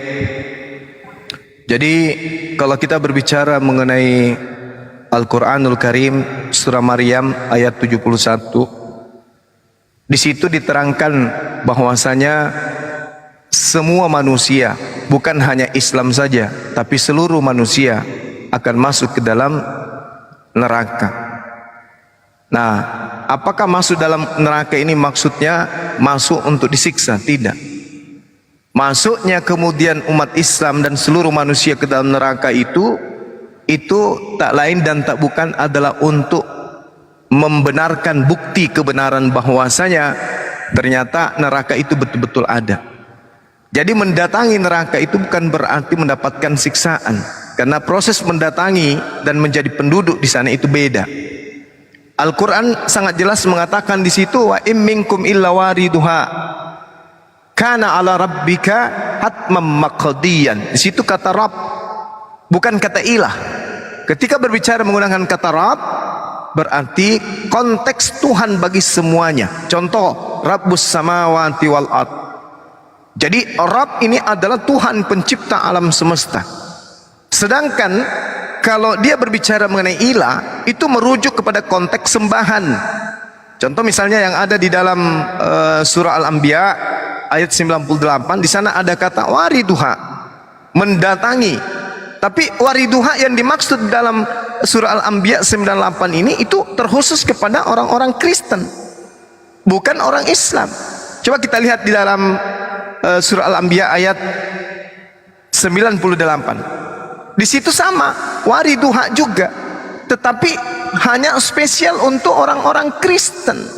Innakum wa ma ta'buduna min dunillah hasabu jahannam antum laha waridun. Jelas itu. Nah, di situ dikatakan apa? Mereka menyembah selain daripada Allah. Wa ma ta'buduna, mereka menyembah selain daripada Allah. min dunillah, maka merujuk kepada sembahan mereka. Apa yang dikatakan oleh Allah? Mereka ini adalah bahan bakar jahanam. Antum laha waridun, engkau orang-orang kafir wajib hukumnya masuk dalam api neraka. Al-Anbiya ayat 98. Sedangkan di dalam Al-Maryam ayat 71, wa in minkum illa wariduha kana ala rabbika hatman maqdiyan, itu merujuk kepada seluruh umat manusia, karena di situ berbicara mengenai Rabbus samawati wal ard, pencipta alam semesta. Berarti cakupannya kemudian adalah seluruh manusia. Nah, ayat selanjutnya mengatakan apa? Dan nunajjil latina takaw wa nazzaruz zalimina fiha jithiyah. Di situ ada kata summa, kata sambung. Kemudian setelah semua manusia dihimpun masuk mendatangi neraka, maka orang-orang beriman, orang-orang Islam kemudian dinyatakan oleh Allah Subhanahu wa taala diangkat dan dilanjutkan perjalanannya menuju kepada surga, dan membiarkan orang-orang kafir tetap berlutut secara kekal dalam neraka. Maka Allah mengatakan apa? Faman taba min ba'di zulmihi wa aslaha fa innallaha yatubu alaihi innallaha ghafurur rahim. Tetapi barang siapa bertobat setelah melakukan kejahatan dan memperbaiki diri, maka sesungguhnya Allah menerima tobatnya. Sungguh Allah Maha Pengampun, Maha Penyayang. Juga dikatakan dalam surah Ali Imran ayat 195, umat Islam itu dijamin masuk ke dalam jannah, masuk ke dalam surga. Sekira begitu, Bung. Silakan. Ya Allah. Jadi poinnya di Maryam 72 itu Gurunda ya? Poinnya ya? Iya. Siap. Oke, mungkin silakan lagi ada teman-teman yang lain. Mungkin Amos masih mau bertanya, Amos? Ya. Ini Bang Juma, yang dulu kita berlakukan itu kan Injil sebelum Al-Quran. Di dalam Injil Gimana? kan di Injil dulu kan diturunkan sebelum Al-Quran. Iya, betul. Terus kenapa di dalam Al-Quran itu Yesus menjadi Nabi Isa? Kalau saya Kenapa? Injil duluan ya. Injil duluan ya. ya. Oke, baik. Nah, Nabi Isa alaihissalam diterangkan kemudian di dalam surah Maryam. Bagaimana kemudian Nabi Isa membantah tuduhan orang-orang Yahudi kepada ibunya Maryam ketika ibunya dituduh sebagai pelaku zina. Nabi Isa alaihissalam kemudian menyatakan dirinya adalah seorang nabi, seorang hamba Allah. Inni abdullah atani alkitab wa ja'alani nabiyan. Jadi beliau mengatakan kepada Bani Israel, aku ini adalah hamba Allah, dia memberiku kitab Injil dan dia menjadikan aku seorang nabi. Injil diberikan kepada Nabi Isa alaihissalam. Lalu kemudian Anda bertanya, kenapa Al-Quran kemudian menarasikan itu? Justru yang ada, saudaraku, Nabi Isa itu diberi Injil, Nabi Isa tidak diberikan Evangelion. Injil itu bukan Evangelion, Evangelion itu bukan Injil. Isa alaihissalam datang membawa ketetapan kepada Bani Israel berupa hukum-hukum yang isi kajiannya itu tidak terlepas tetapi berkesinambungan dengan hukum Taurat.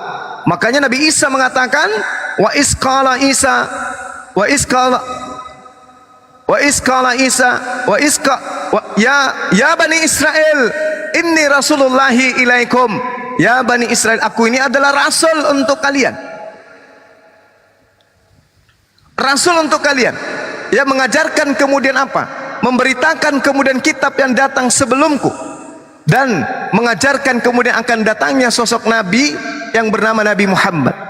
Jadi Injil yang dimaksud oleh Al-Quran itu adalah sebuah kitab suci, sebuah ketetapan yang datang kepada Bani Israel yang dibawa oleh Nabi Isa, di mana di dalam kitab itu termaktub nama Nabi Muhammad sallallahu alaihi wasallam.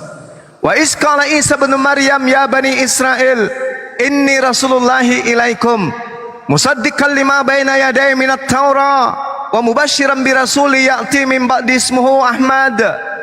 Falamma ja'ahum bil bayyinati qalu hadza sihrun mubin.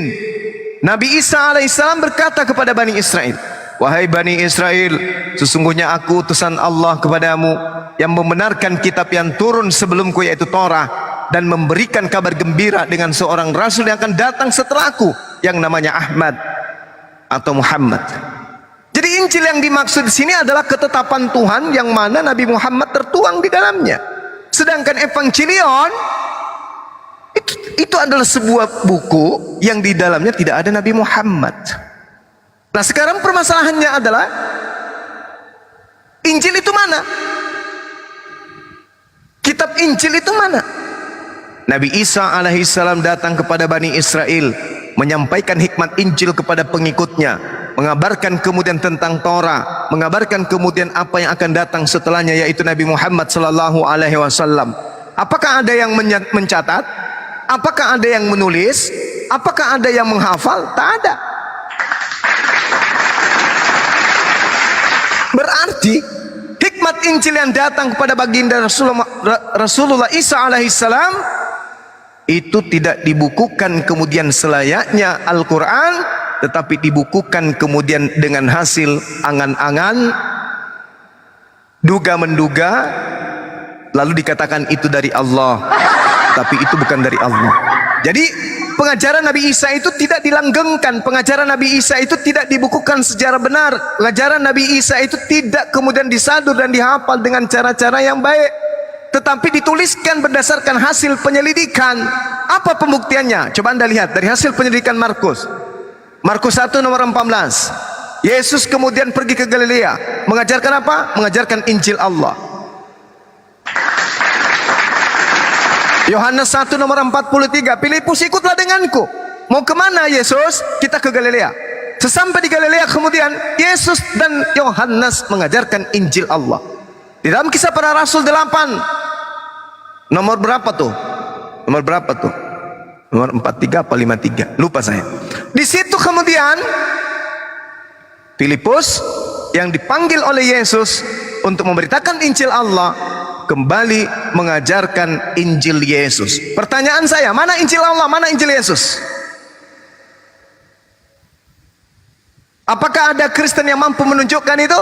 Satu, jawaban mereka mengatakan, Yesus itulah Injil itu sendiri. Berarti dengan kata lain, mereka telah membatalkan kedudukan daripada Injil Markus, Injil Matius, Injil Yohanes, Injil Paulus dan seterusnya. Nah, kedua, ketika dikatakan bahwasanya Yesus mengajarkan Injil Allah, Al-Quran pun mengatakan hal yang sama. Nabi Isa mengajarkan hikmat Injil, berarti sama. Beban pertanggungjawaban untuk membuktikan keberadaan Injil itu ada di Kristen, karena Kristen mengaku pengikut. Sebagai pengikut, kalau benar-benar pengikut, Anda semua pasti bisa menunjukkan Injil Yesus, Injil Allah yang di dalamnya termaktub nama Nabi baginda Rasulullah Muhammad SAW. Tak ada. Karena tidak ada, maka benarlah Al-Quran yang mengatakan, ya ahlal kitab lima talbisunal haqqa bil batil wa taktumul haqqa wa antum ta'lamun. Wahai ahli kitab dan orang-orang zalim yang ada di tengah-tengah ahli kitab, mengapa engkau mencampur adukan antara hak dan batil? Kau campur adukan antara firman Tuhan dan karangan manusia, padahal kalian mengetahui. Nah, apa bukti kebenaran Al-Quran? Lihat Lukas, lihat Markus, lihat Matius, lihat Yohanes, lihat surah Paulus. Apakah bercampur aduk di dalamnya? Bercampur aduk, seperti gado-gado basi yang bercampur kemudian di dalamnya entah mana firman Tuhan, entah mana sabda Yesus, entah mana karangan manusia yang tidak jelas. Bercampur aduk. Lima talbisunal haqqa bil batil. Kenapa engkau mencampur adukan yang hak dengan batil? Kau campur adukan antara firman Tuhan dan perkataan karangan kalian sendiri. Itulah yang diterangkan kemudian di dalam Al-Quran surah Al-Baqarah ayat berapa tuh? Ayat 97 79, sorry. 90 berapa itu teman-teman? Lupa saya. Wailul lil ladzina yaktubuna al-kitaba bi aydihim tsumma yakuna hadza min indillah. Itu surah Al-Baqarah ayat berapa tuh ya? Ana lupa. Oke, silakan teman yang lain. Lupa. Maklum udah tua. Oke Bang Juma. 79. Nah, Bang Handi monitor ternyata. Alhamdulillah. Nah tuh 79 tuh. Oke. Iya. Jadi Bang Juma, di dalam Iya. Kristen itu kan namanya Yesus. Kata Bang Juma seirama. Kenapa di dalam Al-Qur'an itu namanya Isa? Oke, baik. Jadi gini, Bung. Yesus itu adalah nama palsu. Yang benar itu adalah Isa, itulah yang benar. Yang benar itu adalah Yosua, itulah yang benar. Yang benar itu adalah Isa. Yesus itu nama palsu. Maria, dalam hal ini Miriam, panggilan orang-orang pada masa itu Miriam, itu sudah pasti tidak menamai anaknya dengan nama penjajah. Itu sudah pasti. Selayaknya pribumi Indonesia yang lagi dijajah oleh Belanda, mereka yang dengan setia dengan bumi pertiwi, yang membela kedaulatan bangsanya, tidak mungkin kemudian begitu anaknya lahir memberikan nama anaknya dengan nama Belanda, Gilbert. Tidak mungkin. Tidak mungkin. Karena nama penjajah itu ya namanya juga adalah penjajah, pasti tersakiti orang yang dijajah. Bagaimana mungkin orang yang tersakiti mengambil nama penjajah untuk menggunakan anaknya? Yesus itu nama orang Roma, nama orang Yunani, penjajah pada saat itu. Mustahil seorang Miriam memberikan namanya dengan nama penjajah kepada anak sematawayang. Maka benar namanya adalah Iso atau Isa atau Yosua, bukan Yesus. Itu nama Yunani itu. Oleh karena itulah kemudian ketika dikatakan di dalam Al-Quran namanya adalah Isa putra Maryam, maka itu lebih dekat kepada bahasa yang digunakan oleh orang-orang Yahudi, yaitu bahasa Ibrani, bahasa Aram, bukan bahasa Yunani, bahasa penjajah. Nah, jadi kalau dikatakan kenapa Isa, karena memang itu nama keturunan Abraham menggunakan 3 bahasa, Ibrani, Aram, dan Arab. Mustahil menggunakan nama penjajah. Yesus, Saulus, Petrus, Andrianus, Martinus, Martes, gak mungkin. Ya, Perdedes, gak mungkin, gak mungkin. Nama-nama Zeus itu ya adalah nama orang Roma, orang Yunani. Panus, Kuraps, gak mungkin pakai nama-nama gitu. Gitu ya, Bung. Oke Bang Juma. Oke. Ah, Terus gini, kalau saya kan masuk Islam, terus apakah saya ada jaminan untuk membawa orang tua saya untuk ke surga? yes. Al-Quranul Karim mengatakan dengan sangat jelas dalam surah Ar-Ra'd ayat 23. Apa kata Allah di sana? Jannatu adni yadkhulunaha wa man salaha min abaihim wa aswajihim wa zurriyatihim wal malaikatu yadkhuluna alaihim min kulli bab. Al-Quran mengatakan itu. Ini adalah legalitasnya. Orang-orang yang mu'allaf kemudian ketika keluarganya masuk mengikuti beliau, maka apa kata Allah? Jannatu adan, surga-surga adan dipersiapkan oleh Allah untuk mereka yang masuk ke dalamnya bersama dengan orang yang saleh, dari kalangan nenek moyang mereka, dari pasangan-pasangan mereka, dari anak-anak mereka, dari cucu-cucu mereka. Ini Al-Quran yang mengatakan itu. Sedangkan data seperti ini tidak pernah ditemukan di dalam Bible. Bahwa orang akan masuk ke dalam surga bersama emaknya, babenya, anaknya, ponaannya, cucunya, cicitnya, tak ada dalam Bible. Yang ada hanya di Al-Quran. Jannatu adni yadkhulunaha wa man salaha min abaihim wa aswajihim wa zurriyatihim. Jelas tuh.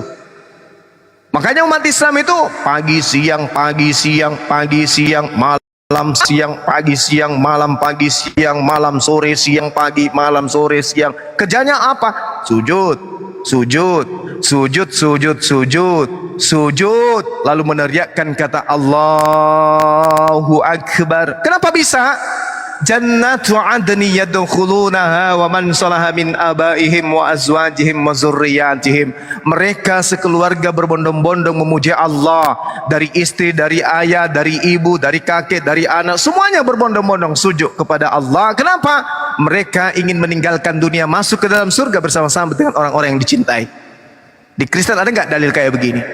Sampai 2 hari sebelum kiamat tidak akan Anda pernah temukan. Orang Kristen di surga tidak lagi mengenal ibunya, tidak mengenal ayahnya, tidak mengenal anaknya, tidak mengenal istrinya.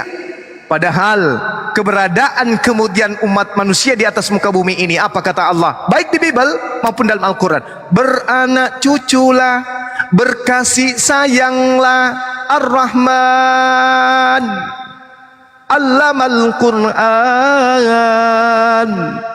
Perintah kemudian kepada kita manusia untuk berkasih sayang. Kasih sayangnya bukan cuma di dunia, bong. Kasih sayangnya itu kudu tempat kehidupan yang kekal. Apa artinya kasih sayang di dunia? Tuh kita hidup paling 70 tahun, 80 tahun, 90 tahun. Paling santer itu, paling santer. Setelah itu offside, cut, masuk ke dalam kubur. Innalillahi wa inna ilaihi rajiun. Lalu bagaimana dengan orang yang kita rindukan? Ibu sudah lebih dulu pergi, menemani kita 30 tahun lamanya, mengasuh kita, membesarkan kita dengan susah payah siang malam, kemudian dia membina kita menjadi orang yang baik. Pergi dia lebih dulu. Ayah yang setiap hari biasanya nelpon, anakku kamu sudah makan. Ayah yang tadinya selalu mengingatkan kita, sholat anakku, sholat anak. Ayah yang setiap kali ingin ke kantor mengecup kening kita, pergi, yang ada rindu sama beli. Kalau Allah tidak mempertemukan kita, kemudian nanti lalu buat apa ibadah ini? Untuk apa pengabdian ini? Allah alhamdulillah mengatakan jannatu adnin yadkhulunaha wa man salaha min abaihim wa azwajihim wa zurriyyatihim. Ya kalau kalian di Kristen ada nggak data kayak gini? Kalian mau rindu sama ayah sama ibu, mati mau bertemu sama mereka yang Anda cintai? Ada? Nggak ada, Bu. Banyak di Islam. Gini Bang Juma. Iya silakan. Sorry, maaf. Gini Bang Juma. Kataku tadi kan gini, kalau aku masuk Islam, orang tua aku ini kan Kristen, apakah aku bisa membawa dia ke surga? Jadi gini, Bung. Kalau Anda tidak bisa membawa mereka ke surga, paling tidak Anda membawa anak-anak dan keturunan Anda ke surga. Paling tidak Anda datang kepada mereka untuk membawa cahaya keselamatan. Mereka sudah mendengarkan, mereka tidak mau dan menolak, serahkan kepada Allah. Toh tugas kita sudah selesai. Daripada Anda ketika tidak masuk ke dalam agama Islam, ketika Anda kemudian tidak masuk ke dalam ajaran yang menyelamatkan Anda, bukan cuma Anda, bukan cuma bapak ibu Anda, darah daging Anda, darah daging Anda, anak Anda, cucu Anda, istri Anda jerumuskan ke dalam neraka. Anda rela, Anda tega kepada dari darah daging Anda sendiri. Minimal itu yang Anda harus pikirkan. Melahirkan generasi-generasi berikutnya yang takut kepada Allah. Kalaupun orang tua susah untuk dimualafkan, minimal dari keturunan orang tua Anda itu, yaitu cucunya, bisa menyebut asma Allah, menjadi tokoh besar dalam agama Islam yang senantiasa sibuk kemudian menggaungkan kalimat Allah. Mana tahu. Kita tidak tahu apa yang Allah tak kehendaki. Inni a'lamu ma la ta'lamun. Allah kemudian mengetahui rahasia-rahasianya, ilmu-ilmunya. Kita nggak bisa menerawang sampai ke sana. Kita tidak bisa kemudian bertanya tentang apa yang Allah kerjakan. La yaf'al. Kita tidak punya hak untuk menanyakan itu. Tapi biarkanlah Allah memutuskan perkaranya sesuai dengan kehendaknya. Dia yang memutuskan segala sesuatunya. Tugas kita adalah berserah diri menyembah kepada dirinya. Dan kalau Anda merasa berat untuk memualafkan ayah ibu, minimal keturunan Anda kelak menjadi orang-orang yang beriman. Itu yang satu. Yang kedua, kalau tidak ada di antara kita anak ini yang membawa cahaya di tengah-tengah, membiarkan kegelapan terjadi. Kegelapan terjadi dalam rumah tangga. Anda tahu kebenaran, Anda sudah mengetahui dan menemukan jalan kebenaran, yaitu jalan orang-orang yang beri nikmat keselamatan kepada mereka. Bukan jalan orang yang dimurkai, bukan orang yang sesat, tetapi jalan orang yang diberi nikmat keselamatan. Anda sudah tahu itu, tetapi Anda tidak melangkah ke sana, berarti sama halnya Anda masuk ke dalam kategori zalim. Wa man azzamu mimman iftara 'ala Allahil katiba wa huwa yud'a ilal Islam. Wallahu la yahdil qaumaz zalimin. Anda zalim kepada diri Anda setelah Anda datang Islam kepada Anda, setelah datang hidayah Islam kepada Anda. Anda zalim, Anda menolak, Anda jatuh kepada kezaliman. Apa kata Allah? Aku tidak akan memberi petunjuk kepada mereka yang zalim. Ini Anda udah tahu kebenaran itu seperti apa. Perkara ibu mau mu'alaf, perkara ibu mau ayah mau mu'alaf, itu urusan belakang. Yang penting Anda dulu masuk ke dalam kendaraan yang mengantar Anda sampai kepada keselamatan. Habis itu jemput orang tua. Katakan inilah agama yang benar. Memperlihatkan akhlakul karimah, memperlihatkan etika Islam, attitude Islam, akhlakul Islam. Anda perlihatkan kepada mereka. Mereka tertutup mata, mereka tertutup kuping, serahkan kepada Allah. Berdoa kepada Allah siang malam, ya Rabb, lembutkan hati kedua orang tua saya, ibu saya untuk menerima hidayah Islammu. Silakan. Kalau sekarang Anda belum bisa berdoa, kenapa Anda belum masuk dalam kategori fitrah? Masuk dulu ke agama fitrah, baru kemudian Anda doakan orang tua saudara. Ya Rabb, malam ini aku ingin menggodamu ya Rabb. Ya Allah, aku ingin menggodamu ya Allah. Tolong lembutkan hati ibuku untuk menerima agamamu ini ya Rabb. Anda kalau serius berdoa seperti itu, ya, karena saya banyak memualafkan orang. Anda kalau serius berdoa seperti itu, yang terjadi apa? Orang-orang yang saya syahadatkan itu datang kepada Bang Suma. Bang Suma, gimana dek? Mama sudah mualaf? Belum bang. Tapi kamu sering doakan? Iya bang. Lalu apa ciri-ciri dari orang tua? Apa kata teman saya tuh? Dia katakan gini. Saya masih ingat kata-kata beliau. Bang, yang saya heran, doa-doa saya itu belum tembus ke ibu saya. Lalu, tapi doa saya itu justru membuat langkah saya ringan. Ibadah saya, puasa saya, sholat saya, tahajud saya, dan saya nggak kasar lagi ngomong sama teman-teman kepada saudara-saudara saya selalu mengutamakan kemudian kelembutan hati dalam berbicara kepada mereka. Tidak seperti dulu, sikit-sikit bicara kotor, sikit-sikit kebun binatang keluar ketika saya bercanda dengan teman-teman. Sekarang Bang Suma, saya merasa kayak ada yang bimbing saya gitu loh. Apa yang terjadi kemudian? Tantenya yang mu'alaf lebih dulu, bukan mamanya, tantenya. Kenapa? Karena setelah diusir dia pindah ke rumah tante. Begitu saya tanya bibinya, Bu, kenapa bisa ibu yang justru?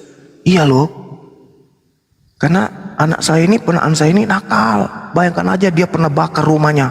Untung saja orang tua tetangganya itu selamatkan. Hanya gara-gara minta uang jajan. Tapi setelah masuk Islam, ibadahnya, sholatnya, saya begitu bangun mau ke kantor, dia lebih dulu bangun, nyapu, membersihkan. Habis itu intip dia ibadah sholat dalam kamar sendiri. Sambil dia baca Quran, sambil dia nangis. Ada apa dengan Islam? Jadi ibu merasa ini ada apa dengan agama anak ini? Dan saya pelajari, dia belajar kemudian. Belajar. Tantenya masuk Islam, bayangkan. Nah ini saya nggak ketemu lagi. Nomor HP-nya hilang, bukan hilang sih. Nomor HP-nya itu saya ganti HP kebetulan. Dia nggak ada hubungi saya, entah mamanya udah mu'alaf atau gimana. Artinya bahwa ketika Anda mencari cahaya, bukan hanya orang tua Anda, tapi sekeluarga, sekeliling Anda akan mendapatkan cahaya terang, sehingga mereka tidak berjalan dalam kegelapan. Saya kira begitu, Bung, saudara sobat Suma. Nah, itu ayam membenarkan. Alhamdulillah. Saya mau jual. Kirim dong. Ayamnya itu bilang udzukurullah gitu. Tapi kata dia udah sahadat buruan. Tuh kan. Saya sering sabung betul. ayam. Hah? Sering sabung ayam. Tapi gini Bang Juma, kalau kalau dalam Islam kan kalau membantah orang tua itu durhaka, anak durhaka. Bagaimana? Waduh. Iya, memang betul. Durhaka kita kalau kita membantah orang tua. Kalau di Kristen membantah orang tua itu nggak ada durhaka. Karena di luar Islam itu tidak ada kaidah lagi. Wahai orang-orang kafir, janganlah engkau durhaka kepada ayahmu, ibumu. Wahai orang-orang kafir, perbaikilah akhlakmu kepada ibumu. Wahai orang-orang kafir, bicaralah yang sopan kepada ibu. Nggak ada aturan. Hanya ada dua, Muslim atau kufur. Kalau Muslim masuk dalam golongan orang-orang yang harus tunduk kepada perintah-perintah Tuhan. Kalau keluar dari Muslim, keluar dari kafir Islam, maka mereka itu bebas. Mau ngapain aja bebas. Mau dia bunuh orang tuanya pun tidak apa-apa. Ya. Dia mau ngapain aja bebas. Selayaknya dia itu ya sudah dianggap seperti, mohon maaf, dianggap lebih rendah dari binatang. Silakan aja Anda lakukan sepuasnya. Kenapa? Karena di dunia ini sajalah dunia kalian si jannul mu'min wa jannatul kafir. Dunia ini adalah surganya orang kafir. Silakan. Makanya di kafir itu semua makanan bisa dimakan karena surganya dia. Sedangkan umat Islam nanti di surga bebas mau makan apa saja boleh. Di dunia tidak boleh bebas. Kenapa? Karena dunia ini adalah tempat ujian. Hasil daripada ujian nanti di akhirat. Kalau di Kristen tidak. Mereka sudah menikmati segala-galanya di dunia. Mau makan apapun boleh, mau melakukan apapun boleh. Di dalam kitab saudara, saya segala sesuatu halal bagiku, segala sesuatu boleh bagiku. Itu di dalam kitab Anda itu. Cuman karena Kristen ini hidup berdampingan dengan mayoritas Islam, sehingga orang Kristen ini terlihat tidak melakukan segala sesuatu yang menurut mereka itu wajar atau pantas mereka. Tapi lihat orang Barat, ada nggak larangan bagi mereka? Anak perempuan, anak laki-laki, dan ada nggak larangan? Nggak ada. Karena mereka tidak disekelilingi oleh umat Islam. Orang Kristen di Indonesia masih malu-malu karena dia dikelilingi oleh umat Islam. Tapi tengok basis-basis Kristen. Di mana di negara ini basis-basis Kristen? Yang maksud saya yang mayoritas Kristen. Tengok pola kehidupan mereka di sana. Mohon maaf, lihat aja. Bandingkan dengan kehidupan umat Islam yang mayoritas di mana di provinsi ini, di Indonesia ini, dan bandingkan dengan yang mayoritas Kristen di mana mereka berada berkumpul. Cara bicaranya Anda lihat. Pola pergaulannya Anda lihat, makanannya Anda lihat, minumannya Anda lihat, cara berpakaiannya Anda lihat, akhlaknya kepada orang tua Anda lihat. Lihat, itu nyata. Jauh usah lagi melakukan biaya-biaya besar untuk melakukan penelitian ke luar negeri. Lihat aja di negara kita ini. Basis-basis mereka itu lihat bagaimana cara mereka berbicara, bagaimana cara mereka kemudian berinteraksi, bagaimana cara mereka dalam hidup. Lihat. Anda lihat jalan-jalan di mana yang mayoritas agama Anda ke sana lihat. Bagaimana pola mereka dalam berhubungan sesama manusia, sesama mereka. Lalu bandingkan di mana mayoritas Islam hidup. Sejahat-jahatnya, sebrutal-brutalnya mayoritas Islam, Anda bandingkan kemudian di daerah mayoritas agama saudara. Bawa kamera, habis itu Anda bandingkan di saya. Oh, ternyata saya salah. Tapi lihat aja di mana basisnya di negara ini. Pergi ke sana, lihat di sana. Kalau dikatakan mereka mayoritas cantik-cantik anak gadisnya Bang Sema, oh ya memang, karena semua nutrisi masuk dari yang kaki 3, kaki 4, kaki 5, kaki 7, kaki 8, bertanduk 3, bertanduk 8, masuk semua di tubuh. Jadi memang lengkap dia punya nutrisi. Oke Bang Juma. Iya. Lebih belajar Islam lagi. Ya. Alhamdulillah, amin. Cuman gini Bang Suma, izin sedikit. Kalau kita di Islam boleh gak sabung ayam? Dia sukanya sabung ayam ini Bang Suma. Di Islam nggak boleh sabung ayam. Gak boleh Mus. Kalau di Islam itu sabung otak. Kenapa nggak boleh katanya? Dalam Islam itu sabung ayam. Nggak boleh karena itu menganiaya Bang. Mending Anda potong. Jangan Bang, sayang itu.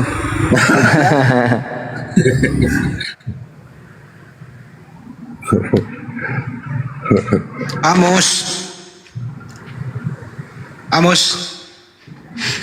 Apa Bang Andi? Kalau kamu nyaman nggak sih menjadi Kristen? Ke gereja aja aku jarang. Udah jarang ke gereja. Jarang. Pas main TikTok terus ada Bang Juma kayak gini, kayak tercerahkan juga aku. Masya Allah. Ya udah tanya lagi dia apa kira-kira yang mengganjal gitu selain batu karang. Silakan. Udah banyak tadi aku nanya. Apa bang? Tanya lagi aja. Ntar aku lagi belajar Islam. Kalau ada mengganjal ntar aku tanyakan lagi. Tapi kamu sudah percaya kan Tuhan itu cuma satu? Di Kristen juga diajarkan Tuhan itu satu. Tapi Tuhan nggak bisa dilihat kan oleh manusia?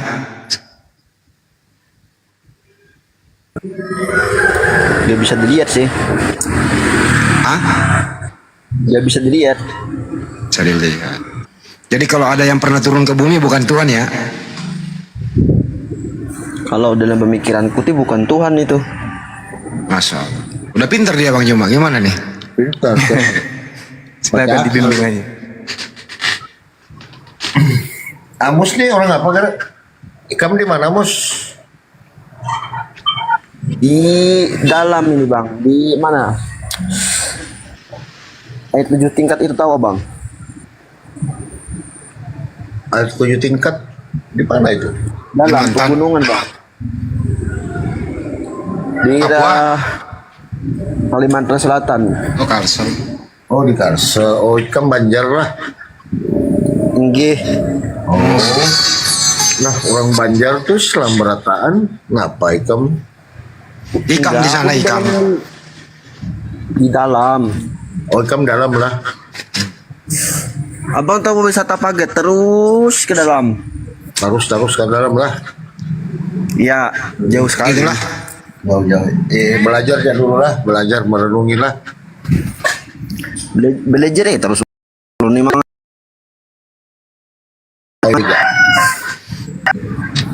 Ya udah tanya lagi gitu.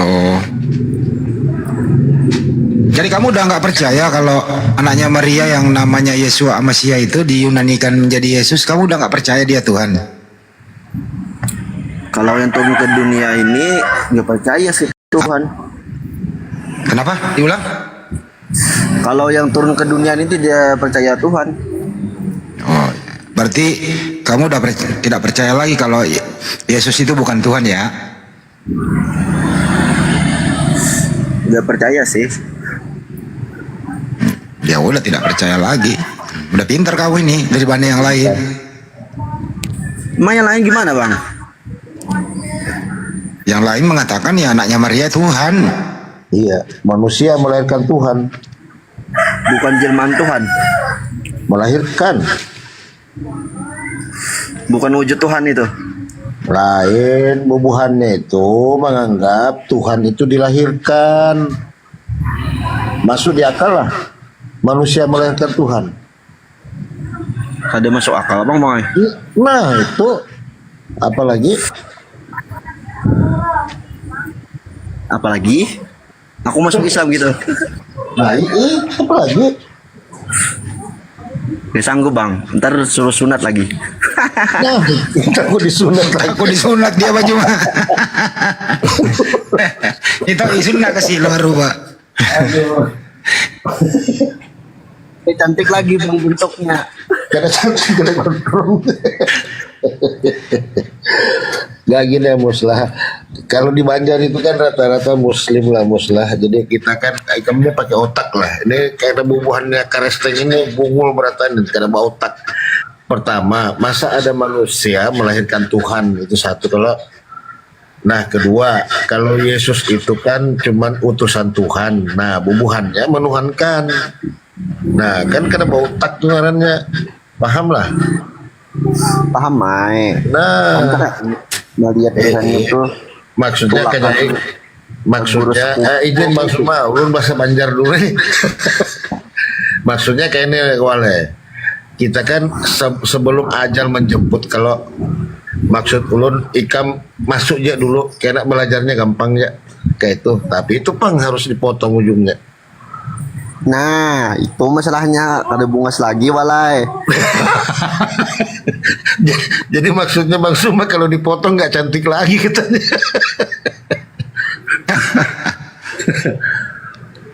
Jadi enggak ada Wal. Itu syaratnya itu salah satunya itu kan supaya kesehatan gitu Wal ya. Supaya tidak apa itu kan najis di dalam itu Wal ya. Jadi Tapi aku sampai sekarang sehat aja bang. Apa? nah Ikam ini dipadahi Ustadznya apa nih? Nah maksudnya daripada Ikam repot buka tutup kayak itu sekalian aja potong kayak itu. Ikang disunat lah pakai cangkul lah. Gitu. Itu muslah. Kamu berpikirnya dulu lah. Padahal sunat itu cuma satu. Sekarang ini sunat itu 2 hari Bang Hendy ya. Sunat pagi, sore main bola. Sore main bola. Nah, lari kabur ya takut disunat. Karena sunat kabur anak orang ah.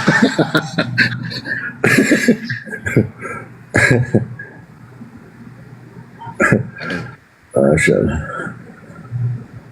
Tapi ini anak udah mulai apa ya? Kooperatif lah dia. Beda sama yang lain. Iya. Memang kalau di Banjar itu Bang Andi, Bang Suma kalau agak ke dalam itu memang dia jatuhnya lari ke Dayak Dayak Manyan gitu ya. Nah, bukan kalau kecuali dia Dayak Bakumpai itu mayoritas Muslim. Kalau dia sudah